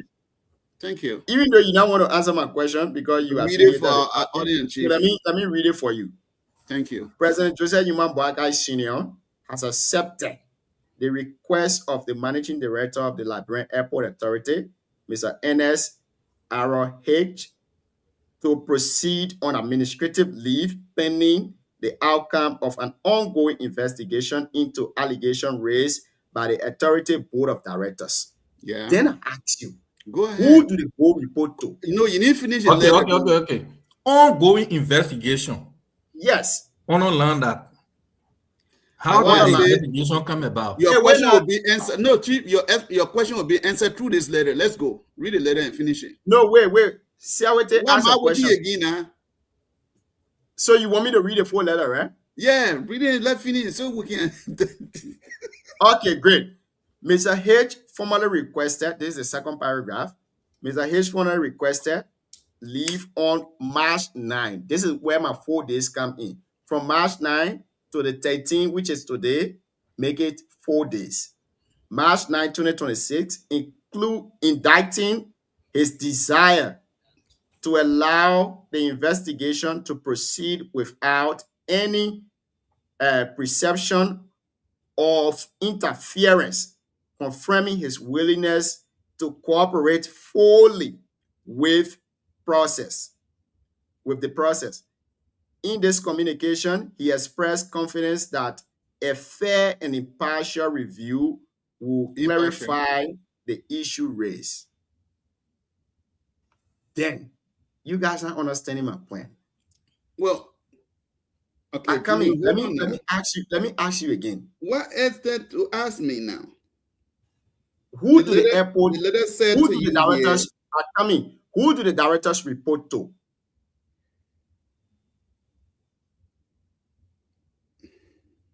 Sam. Junior.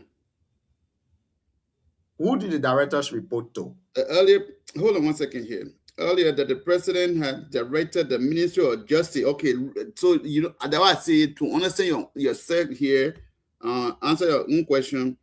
Let's look at the paragraph 1, 2, 3. The fourth. That's the third paragraph. The third paragraph says earlier, Mhm.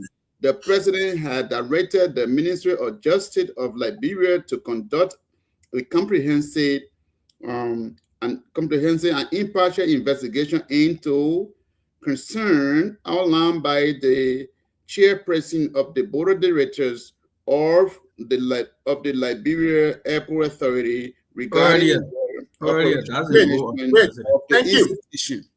Thank you. So, Sam, I beg you, let me make my point, then you can come in. The president said earlier, in LTA, such a thing didn't happen. The president immediately effectively suspended LTA director. This is where my concern is coming in. In this case, the So president is saying, do you maintain the presidency as to how he run his administration? But This say is they my don't even go there concern. because Junior said the president said earlier that the president said earlier or or that the letter said earlier. but they're quoting from the president now. So should we say the letter say earlier? The letter said The earlier. letter, no, the Sam, president don't had use English. directed- Sam, you understand English very The well. president Sam, had you directed. understand No, English. the president had directed the Ministry of Justice to do Good. an investigation. So Allegation. my question now, and my concern now is, why is it that he was not suspended? Hey, Junior, you can't just get on and suspend somebody. Sometimes Oh, but you suspended LTA director. there's a probable But there was- cause. Oh, no. of course. But No, you know, no, I no. don't really understand the There conversation. is No. a probable cause that is relevant if there are some cases that if So you believe that there is no probable cause in this case? the president might have had No, enough are you evidence. saying there are no probable cause in this case? There is enough evidence that Are the you guy, saying there are no probable cause for the president to suspend the director of the Liberia Airport Authority in this case? Sam, just just answer my because question. the complaint about you, Junior, it does not result into firing Nah, or Sam, you don't do those things suspension. here, man. I beg you. Okay. I don't want you to hear your thoughts. So, Sam, I Junior, beg you. I don't want you to can hear we your move thoughts. on? We shouldn't be running a Can we move country on, sir? an integrity And I'm not really country. understanding the Can conversation. we move on to another because topic? The guy is We under will investigation. find If out he has next been time when complained we and get there's back been to no the step topic. taken, Let's move on to another then topic that tonight. could be a point of argument. Why you want to move on? Why should you Because move on? Let we us are go. moving on because my dana tonight is firing too much. So let's move on small so you can get some water to drink. You see, my only issue with you guys here tonight is you trying to twist the issue and you're not relating to the ongoing reality. Madana, can we move to the next topic? What's the next topic? Okay, great. Say you want to And I move see- on, no problem. And I took Junior talking. The president suspended that's people. true, but I agree with you. Suspending Chris. other Let's move people, forward. suspending That's other good. people without investigation. It's When okay. it comes to other parties that want to support it, so Yes, it's bad for us or important. Let's even move to the next topic, please. Okay, no problem. Now, this next topic, you might not like it because it's the last topic. And the reason why I got to hold you on here on this topic was because we needed more time to discuss it. Do you think the opposition political parties are holding this government feet to the fire like this government did when they were in opposition? We saw all the protests going on in the country. We saw when this government, this current government, when they're in opposition, we saw them align with other political parties, discussing the issues, discussing the ills in the previous government foot to foot. And that held the previous government feet to the fire. Do you think, in your opinion, for the politics here tonight, a lot has been happening in Liberia. We saw the issue that happened at the Solomon port of entry. People are saying, because of sand mining or all of that. I don't want us to dive into it. But I'm saying, do you think the opposition political parties, not because they want to come to power, but because they are the first institution that has to hold government feet to the fire, followed by then is the civil society organization. Do you think the opposition political parties are holding this government feet to the fire? Or is it because this government is doing pretty well? That's why they are not speaking in unison. Go to Chris. I want to start with you, Sam, and after you, we'll go to Chris, because Chris is from the other side, you from the other side, and the other side, and the other side. That the government supposed to be the first, I'll be the last. That the government supposed to be the first. General, is a good question. In my mind, I think the government is doing okay. In any society, in any organization, if people are not raising concern, I mean, the leader of the organization and the entire body are doing well. So let me ask you now, from your end, as an individual, we're not supporting any political party. Do you think the government is doing well? I think they are doing okay. Okay, great. Continue. So if the opposition of the Republic of Liberia, opposition political parties, which some of them will be called the defunct parties soon, if they are not making noise or noises. Are you speaking to the MDR? Or you say the defunct party? I said some of them. Will you care to call us a name? They are not making noise. Not in opposition. Why will you be? Then no, you didn't say opposition. You said some of them. Some of the parties. If they are not making noise or noises in the country, it means the government is proceeding well. Okay. So there's no doubt about that. It shouldn't even be a question, because I remember during the days of Amunya, Amanda, Awetu group, there were a lot of noises in the country. The country was terrorized by the Amunya, Amanda, Awoso, everywhere in the country. It seems like everything we learned in that period of time was Amanda, Awetu. So the country didn't learn something different. They introduced something different to us. It was about singing and dancing buga. But at this time, when you have a mature government, yes, people might accuse them of something. There is no political or government is free of corruption. When corruption is spiked, they can, once the president is dismissing, suspending, I can call them a mature government. During the days of old, there were no suspension, no dismissal.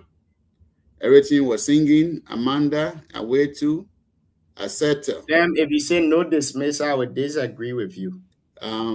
So in this case, overall, the government of the Republic of Liberia is doing okay. Thank you. Chris run away. I think Chris have more to say on this issue. What can he say? The man was more part of Amanda group. That's why I say now he got more to say on the issue, so he ran away. But Sewete, before we go to Sewete, CEO, let's hear you on this topic.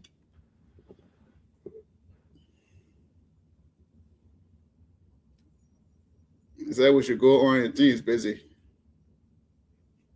Sewete, are you there? Do you want to speak to this issue? I know you are supporter of the government and you got more to say in defense of your government. I got other things doing. That's why I'm bringing a few minutes.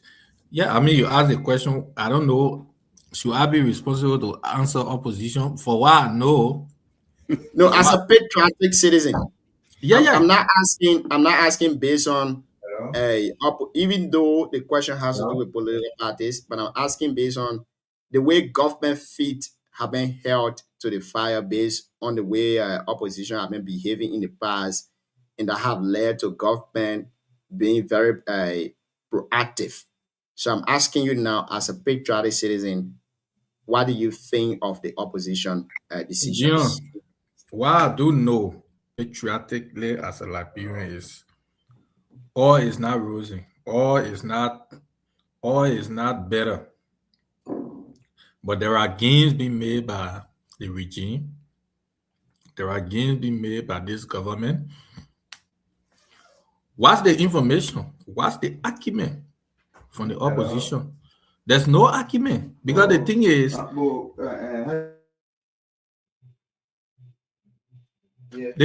if you want to have an argument, are we arguing about the overpass bridge? Are we debating when gasoline was not in full in Liberia?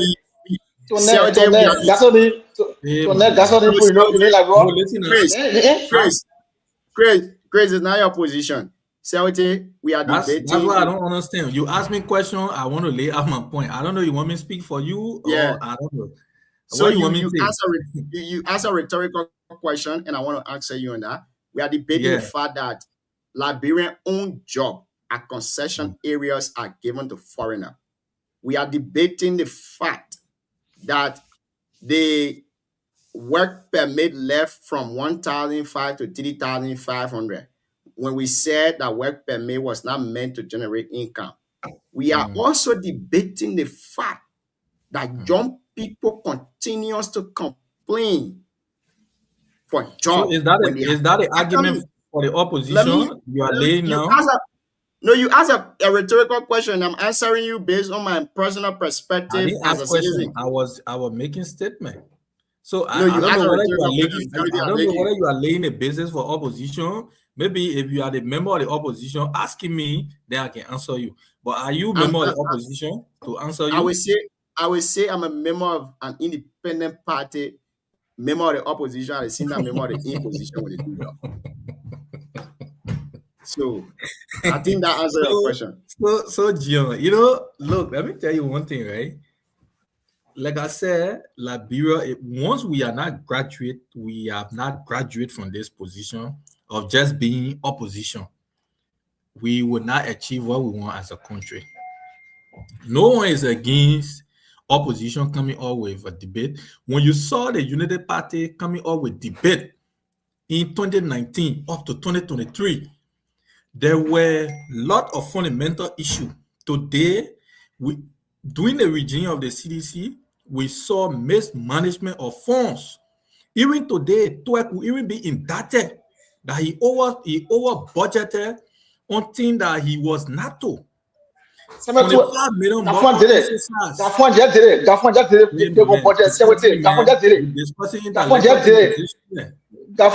it. You know. My man, give me a chance. We saw 25 million mobile exercise. There are a lot of things that were done in the government. People, you are witness to that. United Party went on radio, social media, took hours and debated the big for the government. Tell me where the CDC has seen issue with the United Party. Should I be speaking for the opposition? I don't know what the question is about. The CDC does not have argument because they know how to run the country.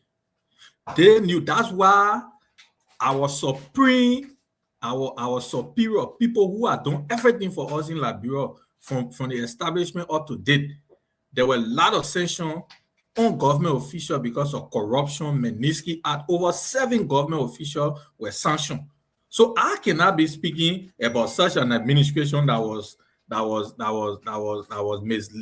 misled the people of Liberia, that led Liberia to where it is today, to come and be asking, how do I answer that when I even negatively benefited on the regime?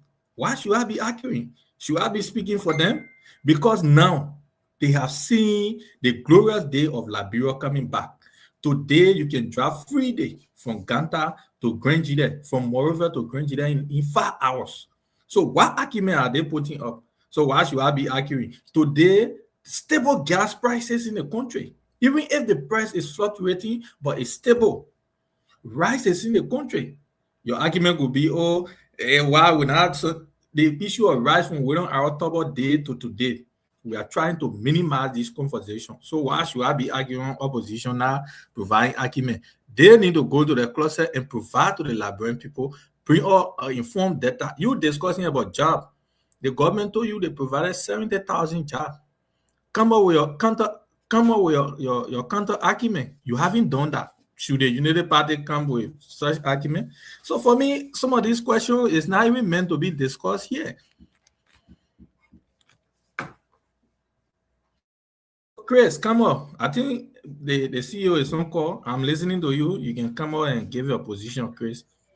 Oh, thank you. Let me say good evening to the CEO, Gion, and the ANC man who is on your way to the party, the one person from the other council. It's when I hear my dear good friend and brother Siawete and Mr. Badio, who is on your way to the party, trying to defend the reckless behavior of this government. And I will just tap into a few things Mr. Badio talked about. Go to Siawete before I make a point. Mr. Badio was talking about, this government or opposition don't have any point to protest or whatsoever against the government. It's bad for me. CDC as institution, the opposition, a mature institution. The United Party only believe in lies, mispropaganda, false information that they use against the CDC. They talk about the 16 million get missing, 16 billion. That was information. CRT, one of those. Who they took on the airway. They lied to Liberian people on the 16 billion. And they forget another money was printed 2015. When which was central bank governor was president, we had the president at that time. From 2015 to 2016, the region might have nuclear use one campaign, they found the bill. What is CDC regime? So those guys lies, misinformation, mispropaganda. They use against the CDC. They pay State Department of post-sanction people in Liberia would know the story. Today, the empower that prosecute those people. Why taking this United Party? They can't sit here and say, we're not going to lie about our country because it will do it. The old man is there, able to will feel the consequence of person who on your way to God. You're not going to feel it. And not that one, they will be able to afford. But today in our society, yesterday, the open night protests, they say a lot of things in our country. Even Henry Poster said it. You drag the president on the street. Do you want us to repeat the recklessness or the attitude of the party opposition after the CDC? Talking about the Bonnie Airport, they want to do it. We're not going to do it. We are mature institution. We are mature institution. Today, when Goram Zuska will kill your own daughter, who enter one company to kill your daughter today, they're free or free. See what it is? Do you guys have a pedigree? That could make the case. That could be a case. Not just that. You went after 10 position as country. You're going to remove Garrison Yeru. They say you're doing well. If what Mr. Biden said there's no clear to protest, when 10 position being violated by this government, when you said when police doing CCTV with police when somebody has to shoot and kill the person, is the person mentally ill? Your government did it. But you come here, you are dead opposition, you are use lies, damage because of repetition to the outside world. You want us to do the same thing? You want us to do the same thing?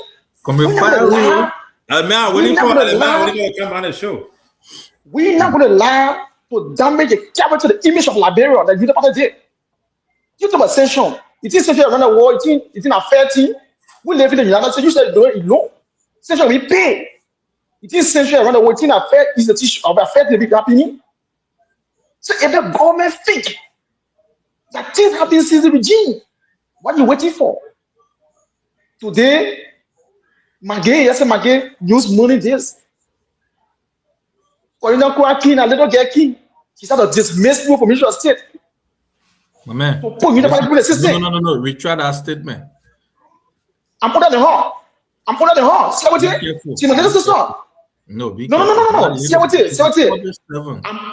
I'm not speaking at Unit Palestine or official.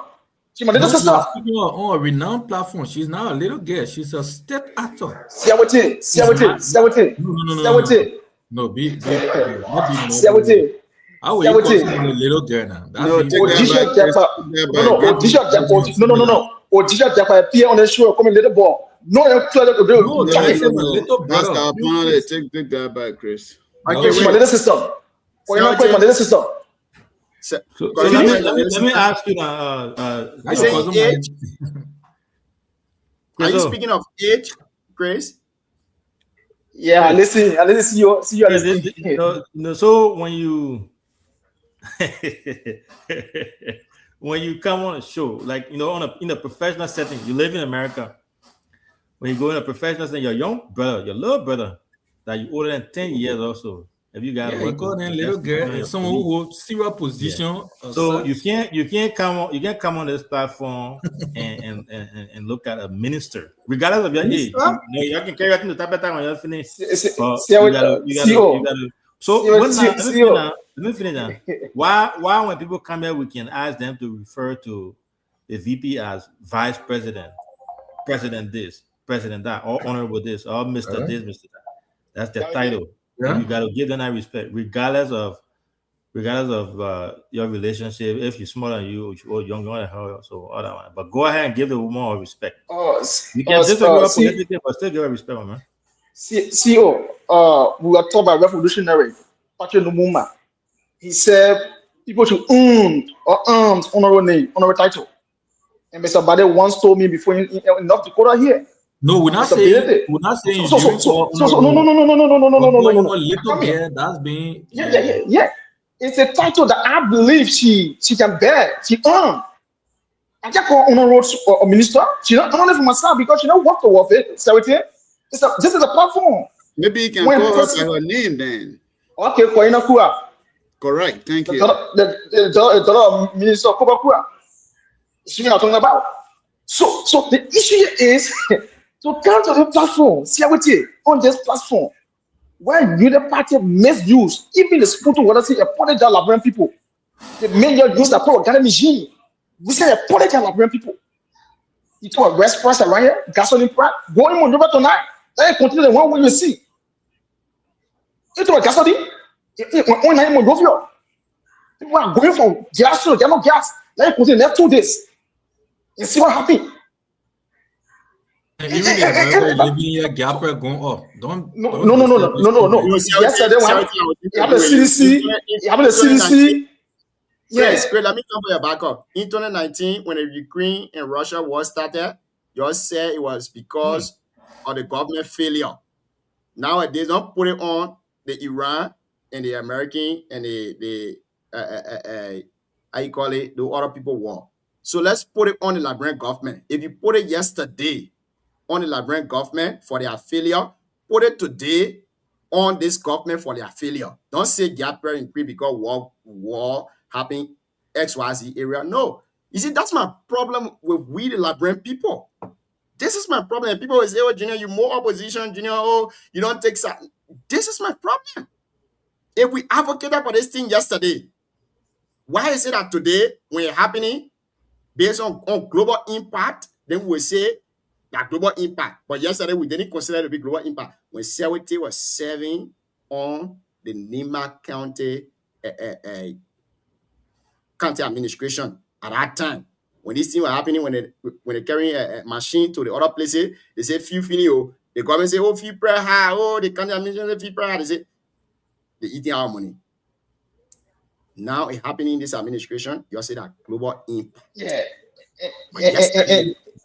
That discuss the issue across the board here with it. Chris, they call you, wow, why your new name is Mr. Authority? You seen it there? I seen it. Gion, it's when I began independent, right? It's why I keep telling people. Let me see the Gion CEO, I think 3 days ago, right? When Mr. Badi were backing the government statement on the shoulder, it should be straight gas and not Liberia, right? I asked a fundamental question. Yeah. That if Liberia gas only finishes before the other country, will we go to 7 and bring gas in the country? CEO, I think I asked the question before. 2 days ago, you see what we have here today? You see what we have here? Tonight in Monrovia, have a friend who never said who just entered Liberia. You want to receive gasoline for another time, no gas. Tonight, for not to go here, no gas.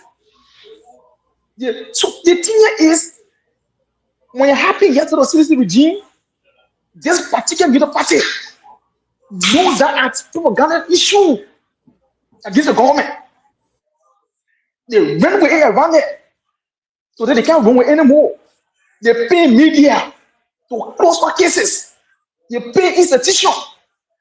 Whenever you give information from institution, they sack you. But yeah, just say no case in the country. When taking position, the continue on all of your leadership, government, 70, taking position being violated the Supreme Court. They have to put on the kick out a decision. Yes, and then just go in 1 minute. You will tell us a second. The Supreme Court kick out a decision. You didn't respect the Supreme Court of Liberia. This government are in. They say the government respect rule of law. The government of the Chief Justice referring to the person as Chief Justice in Liberia. Thank you, It's the first account. No, not for us at all. That means not qualified for the job. How many people saying they said they were saying the show? When the speaker, I bring a regime speaker, but we'll dive into it. The time coming. Thank you. The time coming. Like people will stand up. Thank you. Thank you. Before we go for this break and come back for us to take our leave on the show here tonight, we've been here for nearly 3 hours now. This is a breaking news. The Liberian National Police have named Mr. Samuel Jackson as a person of interest in his wife's death, as police report reveal. Now, the police had a press conference. We're going to be playing it. But before we go to the play of that press conference, let's go to the CEO. Maybe he has something to say on this issue before we go to that. Then we can come back for our parting comment. No, I don't have much to say on that. Okay, great. Now let me read you this story. The Liberian National Police spokesperson, Mr. Sam Collins, have revealed a chilling early details surrounding the death of Liberian economist Samuel Jackson's wife, a case that is now under investigation. A very deep lucration was seen on the head of the deceased. We saw that what appears to be bruises on the body. Mr. Sam Jackson also alluded that there was blood on the scene of the incident. Sam Jackson is a person of interest. This is an alleged homicide investigation. The police will remain deployed at his home. Police spokesperson Sam Collins also noted that the initial inspection of Mrs. Jackson was conducted in the presence of a representative from South Africa Embassy, a representative of Mr. Jackson, and the Massarauco County coroner. Collins stated that the best thing Mr. Sam Jackson can do is to turn himself over and cooperate with investigators. Now, this is from Sam Collins, who is the Chief of Press and Protocol at the Liberian National Police. We're going to play you this recording, and then after that, you can have your parting comment and what you think about the case and how you expect it to go. Here we go. Again, folks, if you're just joining us and you're just listening to us, you are listening to the Heat Hour program on BKS TV. On the Heat Hour, we say dialogue and our confrontation. We say words and not bullet. We comes to you every Monday through Sunday, beginning at 8 o'clock p.m. Liberia time till a later time. And this show has been relayed on Voice of Benjamin Sekar in Butuo Town, Electoral District 5, Nima County, and Voice of Tapeta in Tapeta City, Electoral District 6, Nima County. We will play you this recording, this interview from Sam Collins, and after that, you make your input on it. If you have any question, you can ask her in the comment section. Mr. Format Toure is listening to us. Christopher Pichebo is also listening to us here by YouTube. Mario Kroma is also listening to us here tonight on the show. And the rest of you listening to us want to say welcome to the show too as well. We go for the recording and we'll be right back. Stay with us. Pleasant good evening from Monrovia. I'd like to welcome all of you to this very special interview live at the headquarters of the Liberia National Police. This is a continuation of a live broadcast we did just this afternoon when at the residence of Mr. Samuel Jackson, and we did speak to him. He gave us his side of the story with respect to the police deployment. He gave us a background of the entire situation, and then we thought to reach out to the Liberia National Police to get the police version of the story, if you may, and get some update with respect to what actually transpired, why the huge police deployment at Mr. Jackson's residence, and so forth. So thanks for joining us. I'm Nelson Colette. We have before us the spokesperson of the Liberia National Police, Mr. Sam Collins. DCP Sam Collins, yeah. Welcome to this special interview. It's good to have you. How are you? Thank you, Colette, and let me say good evening to all of our viewers, and good evening to those who have joined in live to get the actual information from the Liberia National Police. Straight into it, we woke up to the situation this afternoon. First of all, Mr. Jackson's wife is pronounced dead. Following that, there's a huge police deployment at his residence in Old Road. What prompted the police deployment at Mr. Jackson's residence? Well, like you said in the intro of your question, as it relates to police deployment, I don't know when you refer to a huge deployment, but police are currently deployed at the home of Mr. Jackson because we are conducting what I refer to as a very active homicide situation that occurred overnight at the home of Mr. Jackson. And the police have requested that he help with this ongoing investigation, something that he agreed to initially, but later on he became hostile and turned it down. Police investigators have gone in to examine the scene of the investigation. And so because of his non-compliance posture put up this evening, the police will remain deployed at the scene because he has been declared as a person of interest. And we also see him as a flag race, meaning that he's somebody that can escape the country at any time. And so because he has turned down a peaceful invitation extended him by the Liberia National Police, we want to remain on ground until finally he can accept our to come over to the headquarters of the Liberia National Police. So where are we now with respect to this entire process? Because you just mentioned an active homicide investigation that's ongoing. Where are we now? Is going pretty close to maybe 18 or 20 hours since the pronouncement was made.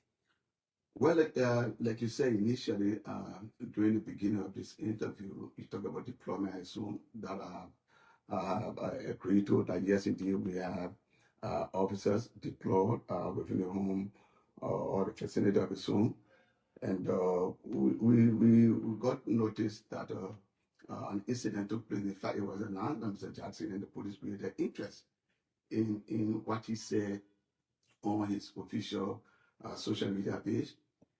We visited the GFK along with representative of Mr. Jackson, and we also have representatives coming from the South African Embassy, and we also have the coroner from Osoraba County.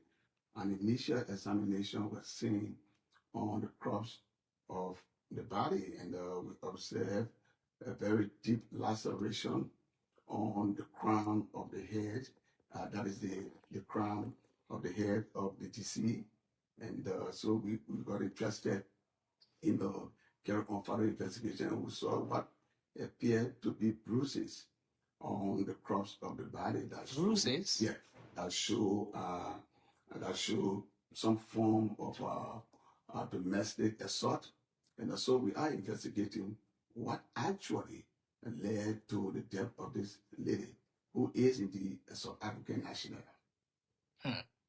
Now, with everything that's happening now, Mr. Jackson has also told us that two of his workers were taken by the police. Were they arrested, or are they being brought in to help with investigation? What is the situation? What's the actual story around that information when he said that two of his workers were being brought in by the Liberia National Police? It is something that I can confirm to you. And the reason behind it, they are all persons of interest. We've been informed by Mr. Jackson himself that those that were brought in by the Liberia National Police helped to clean up what appeared to be blood on the scene of the incident. And if you give us that kind of information, we have to create interest into it. And so those two individuals are actually persons of interest, including Mr. Jackson. So that is the reason why they were brought into the police department. I want to get that part. The two individuals, were they the ones who admitted to cleaning the blood, or was it Mr. Jackson who said that they did? The information was that Mr. Jackson also knew that. And so they were brought in by the police department as person of interest. Now, let me make this clear. You could be invited as a person of interest. It does not necessarily mean that you are under arrest. Now, when the police start to speak to a person of interest and the police establish grounds that can lead to an arrest, you'll be informed that you are under arrest. So those persons that the police have spoken to them and the police have brought in, let the public be assured, or let the public be informed that they are individuals of interest, helping the police with this investigation until later. At some point, he mentioned that there was a visitation at the mall and some investigation, forensic investigation or whatever was conducted on the remains of his wife without his consent. How true is that information? We are investigating an alleged homicide. We do not need the consent. We do not need to listen to Sam Collins to conclude his statement. They are investigating an alleged homicide. That's it. If you want to speak to the issue, you can speak to it. Sam Collins and Cyrus Balier, all of them got the same background. Chris, I will come to you. I will come to you, Sam. I will come to you, Shawite. CEO, let me hear you on this thing. And we want to establish that we are not in any way tampering with any other investigations that are ongoing. The reason why we are discussing this issue tonight is because this person is a public figure. So whenever something has to do with a public figure, we have to discuss it on the show. And media institutions have already started to cover the story.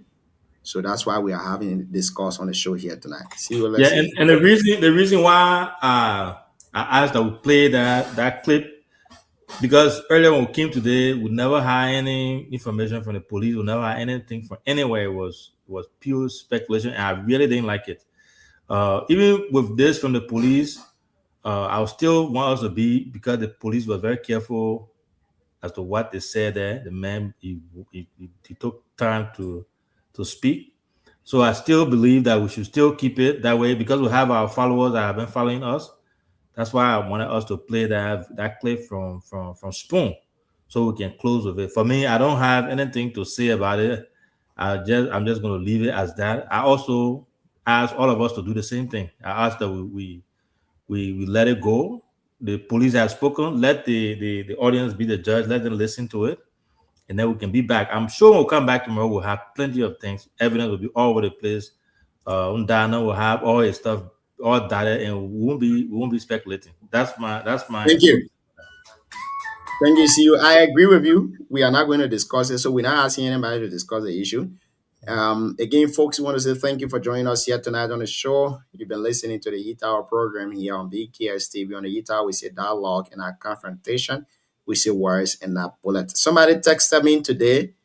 They say you guys need to start frequently calling the real abbreviation of BKS instead of just saying BKS. You guys need to once in a while on the show to say the real name of BKS. So BKS means Benjamin Carmen Seka. I hope you're listening to me. Benjamin Carmen Seka. So BKS TV is Benjamin Carmen Seka TV. May his soul rest in peace. We continue to uphold his legacy on the show. Our nationality, I'm told that this TV is from, this platform is from Booyah too as well. Tomorrow on the show, we'll be hosting Honorable Chris Silly from Electoral District 6, Nima County. Chris Silly will be joining us on the show to discuss his issue, his current activities in Electoral District 6, and his upcoming career day program in Tapeta City, Electoral District 6. Chris will be our guest here tomorrow on the show, and we are here to ask him all the questions. We hear rumors that Chris want to contest in Electoral District 6. He's supporting the CDC and all of that. We're going to be asking him on the show, and he will also be telling us the format of the program tomorrow, and hopefully he will give us all of the necessary information. Our folks will also be in Tabata to cover the program too as well. So just that's our outline and our headlines for tomorrow. If you are coming, come very prepared. You're coming from Unico, you're coming from 1%, you're coming from 51%, you're coming from 00%, which is the CEO and his son, Junior. You guys come prepared. Sam, let's start with you. Your parting comments in 2 minutes after you go to the CEO to create, Siawete to Chris. Well, Junior, thank you. I think so what is there now to be careful with? Thing has been established. Even though we'll leave it as it is, but today I knew from posting from criminal investigation, sometimes post. But Sam, I asked you a question whether you were I asked you earlier on whether you were insinuating anything. You said no. No, because I did. You criminal investigator, let me say this. You criminal investigator, you're always trying to bypass lawyers, try to hide some kind of secret, all of that.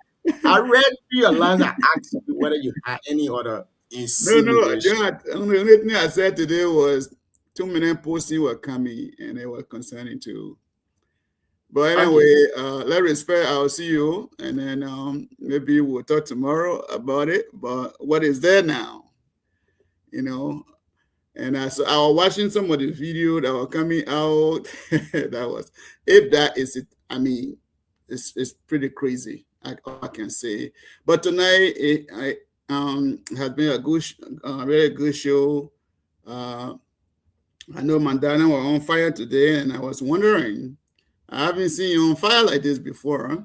And sometimes it's good. I think being a law student and reading too much, sometimes, we drink a cup of water and stuff like that. So yes, we had a great conversation, and it is sad day for our country. Part of the thing I saw yesterday, I think I should have put it on my mind today, but I forgot, was some young kids, babies, almost 5 years old, 6 years old. One lady was trying to traffic those kids to Burkina Faso, 14 of them. She was arrested, and she is undergoing investigation. So what comes to mind is why our women, why these kids their parents will just leave them. The question that really comes to mind is where are the parents of these kids, and how did she get in contact with these kids, and She took them, 14 of them.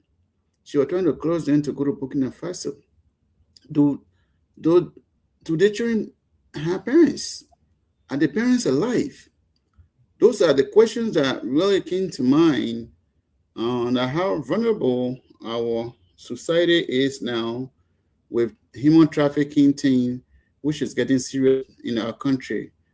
I was also watching another video where these young people, they are a criminal appetite where they really organized crime that are taking place. They call themselves, what's the name they get? They will come and fool you and collect those people and say they come and get a job, and then they took them bunch of them to Sierra Leone, and they were there. They brought them back. I think it's getting crazy. It's getting crazy, and this thing, our security need to be vigilant about this. They need to we really need to strengthen our security in our country. I think part of it is the kids too. Sometimes when I go to Liberia, a bunch of kids will come around. They'll be playing this. They label them as community children. And how can you label people children as community children? And some of them, they will come. They wouldn't want to go home. And I in my mind, I said, where are their parents? Are they really watching them, or they are not? So our country is. I always say this. Maybe I could be wrong in using that word, but I think it's a loose society. In a loose society, nothing is organized, but we need to do better. We really need to pull ourselves together as a country, and human lives are important. We need to care about our children, care for them, and the well-being of the kids. If you're not prepared to born, there's no need to born. And some of them, they wrap the babies and stuff, and they just put it in the trash bag. If you're not prepared to born, don't born.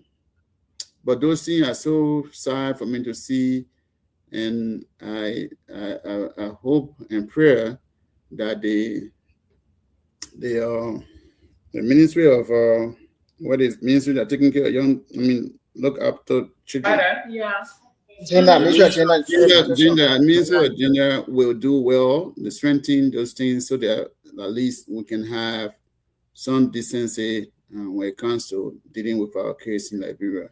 But see you, Junior, Siawete, the Tabitha ambassador. They gave him a new name and said the authority today. So it's great to be on the show. Yes, those of you who are listening to me from the radio land and the motherland, I wish you well and say thank you. Better days are coming. Those of you who are listening to me from the Green City, better days are also coming.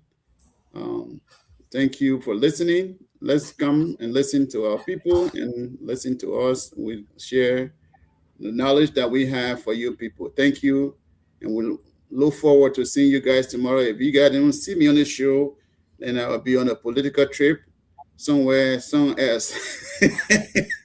Thank you. Thank you very much again. Our Dad, I want to tell you people, but he's going to Liberia. He's going to stay man, to the Liberia. No, my man, where you get that one from? Dana, stop. That's not Liberia. So the man of my dad, I got to expose the secret. He's coming to Liberia. It is to my notice that he's going to serve on the Yellow Machine Committee. So we wish him all the best as he goes to Liberia. And we wish you. I don't know where you're getting the one from tonight. Well, I pray. Well, nothing spoiled. If that is the case, good luck. Okay. I'll send you some more things. All right. I will accept that. And again, we want to say thank you for listening to us. We'll go to the CEO, but let me say a big congratulations to the former Deputy Chairperson of the Liberia National Children's Parliament, who graduated today from the Rakasta Asian Pacific University in Japan.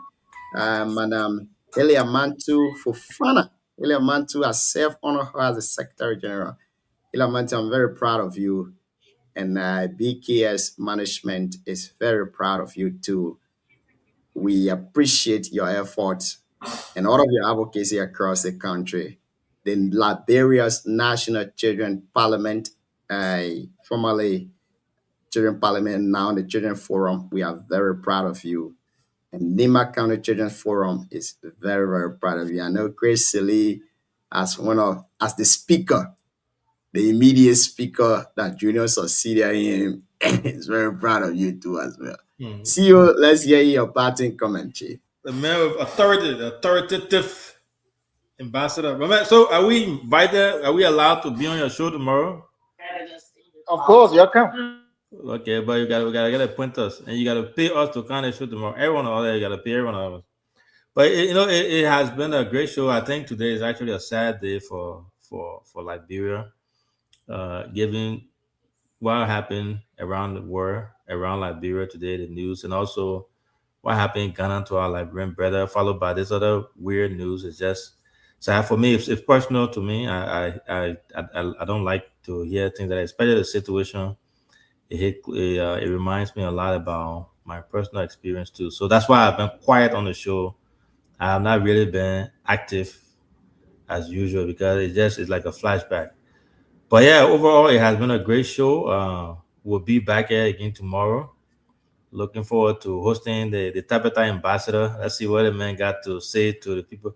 People of Tabata is going to be relay in Tabata. Be relay voice of BKS in Butuo. I mean, the whole country is going to be covering the man tomorrow, so it's going to be a big show. But overall, I think it has been great.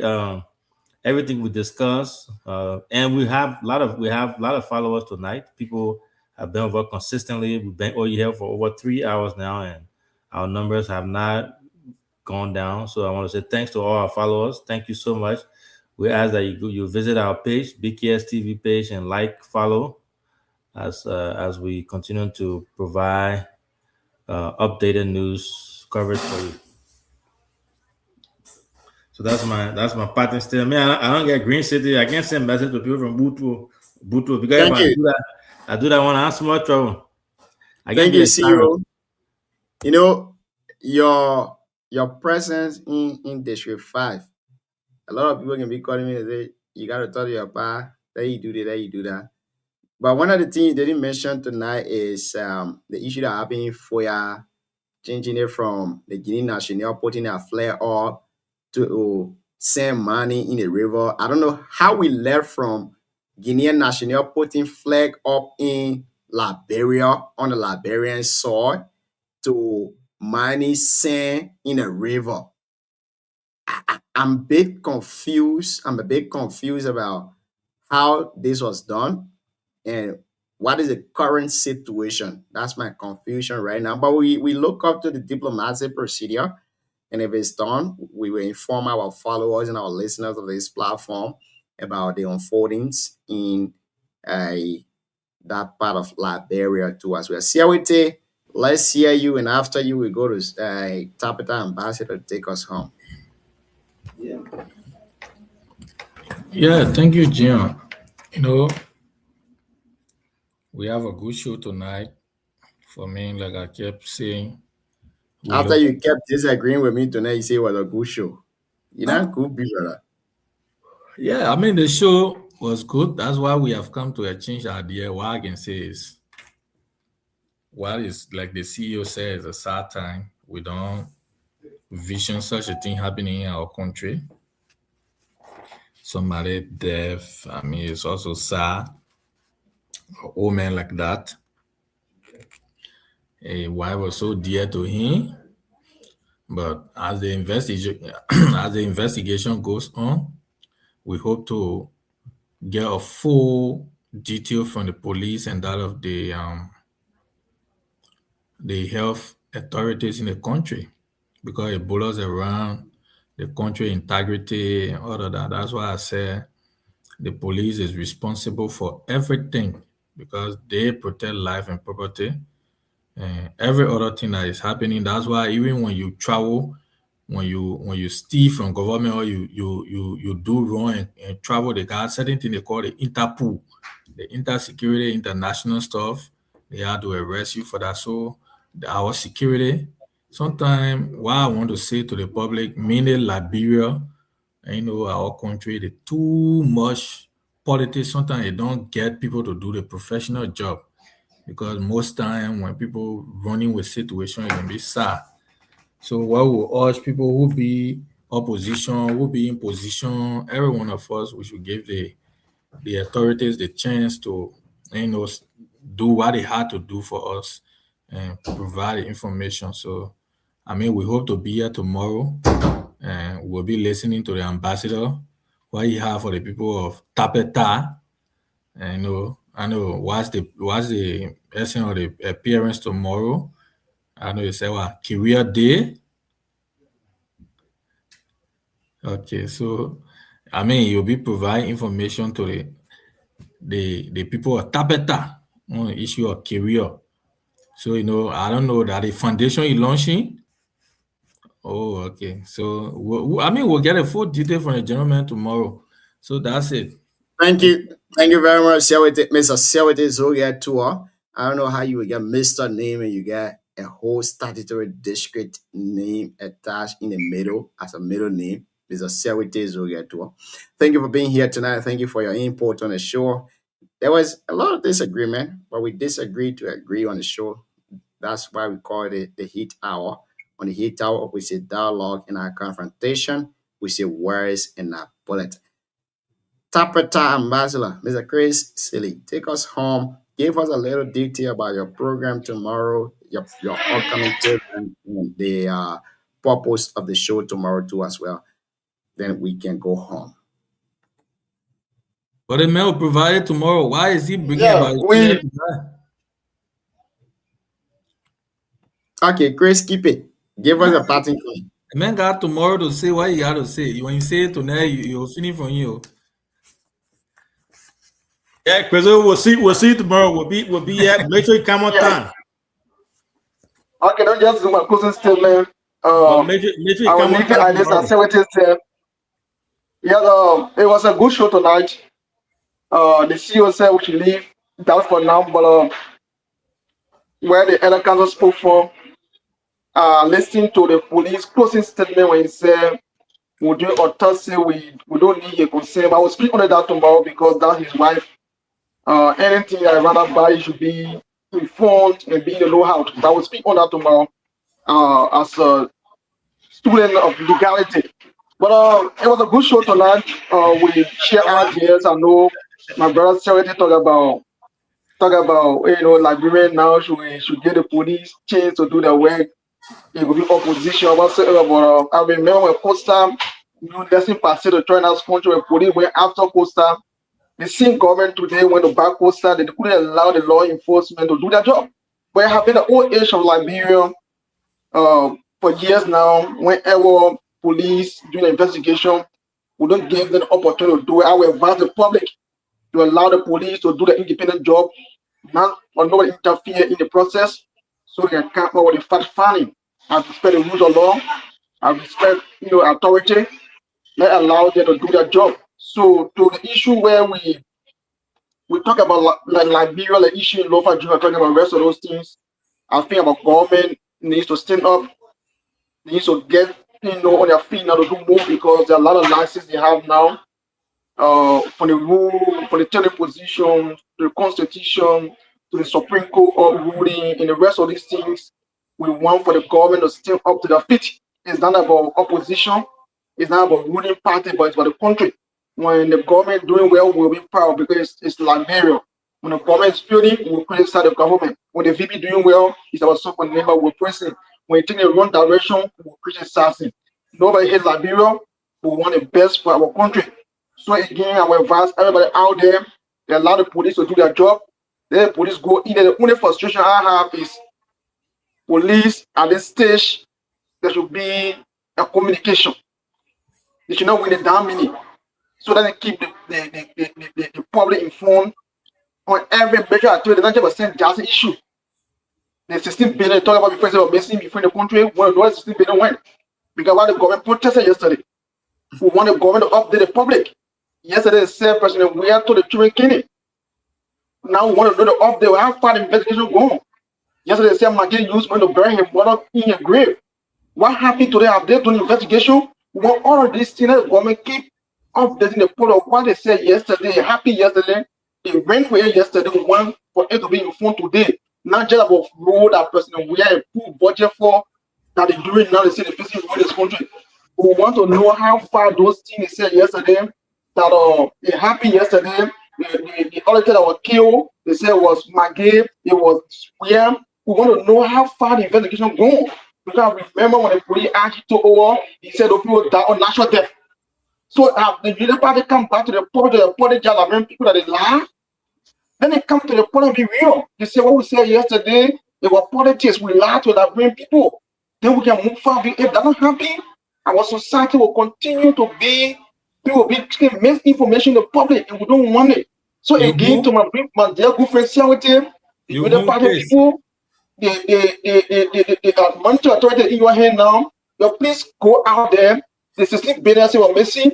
You bring the 16 billion case out. The auditor will kill. You say McGee kill people. You bring the case out. The cases bring them out. So you can investigate and prosecute those people. So that's what be my suggestion. Thank you. Thank you, Chris. My show one time tomorrow. You can't let them go. Thankfully, Chris brought up the issue of McGill.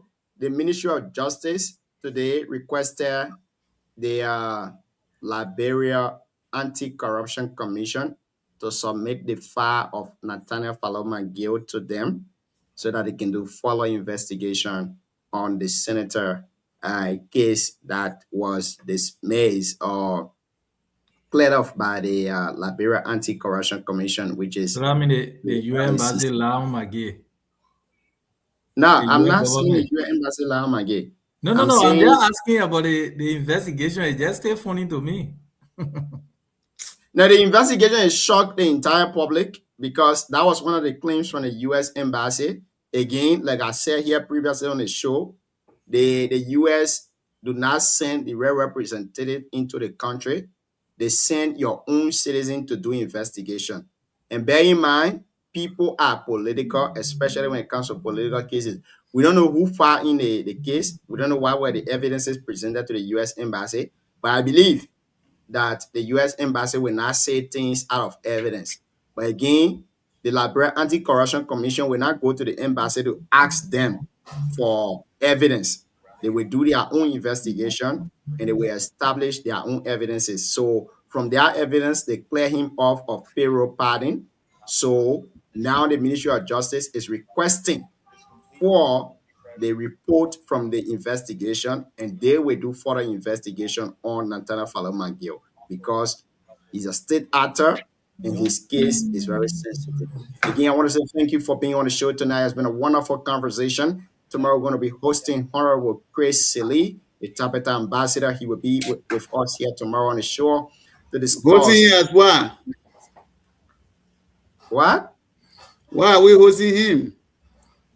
That's what I'm saying. Now we'll be hosting Honorable Chris Sealy tomorrow. Is it Honorable Chris Sealy? Is it Honorable incoming? Wait, Dana, you can't. I saying the thing that you That's not the authoritative one. No, that one he will be. No, that one is different. The one we hosting tomorrow is Honorable Chris Sealy. Chris Sealy. Okay. Honorable Chris Sealy. Honorable Chris Sealy. Oh, So we okay. hosting Chris Sealy tomorrow. He will be there telling us his activities in Electoral District 6.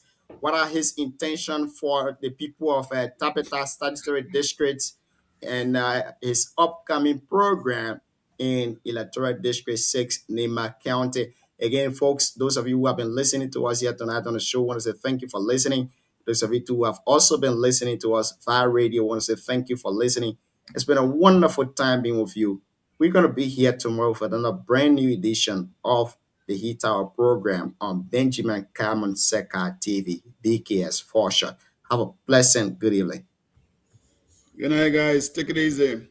I look forward to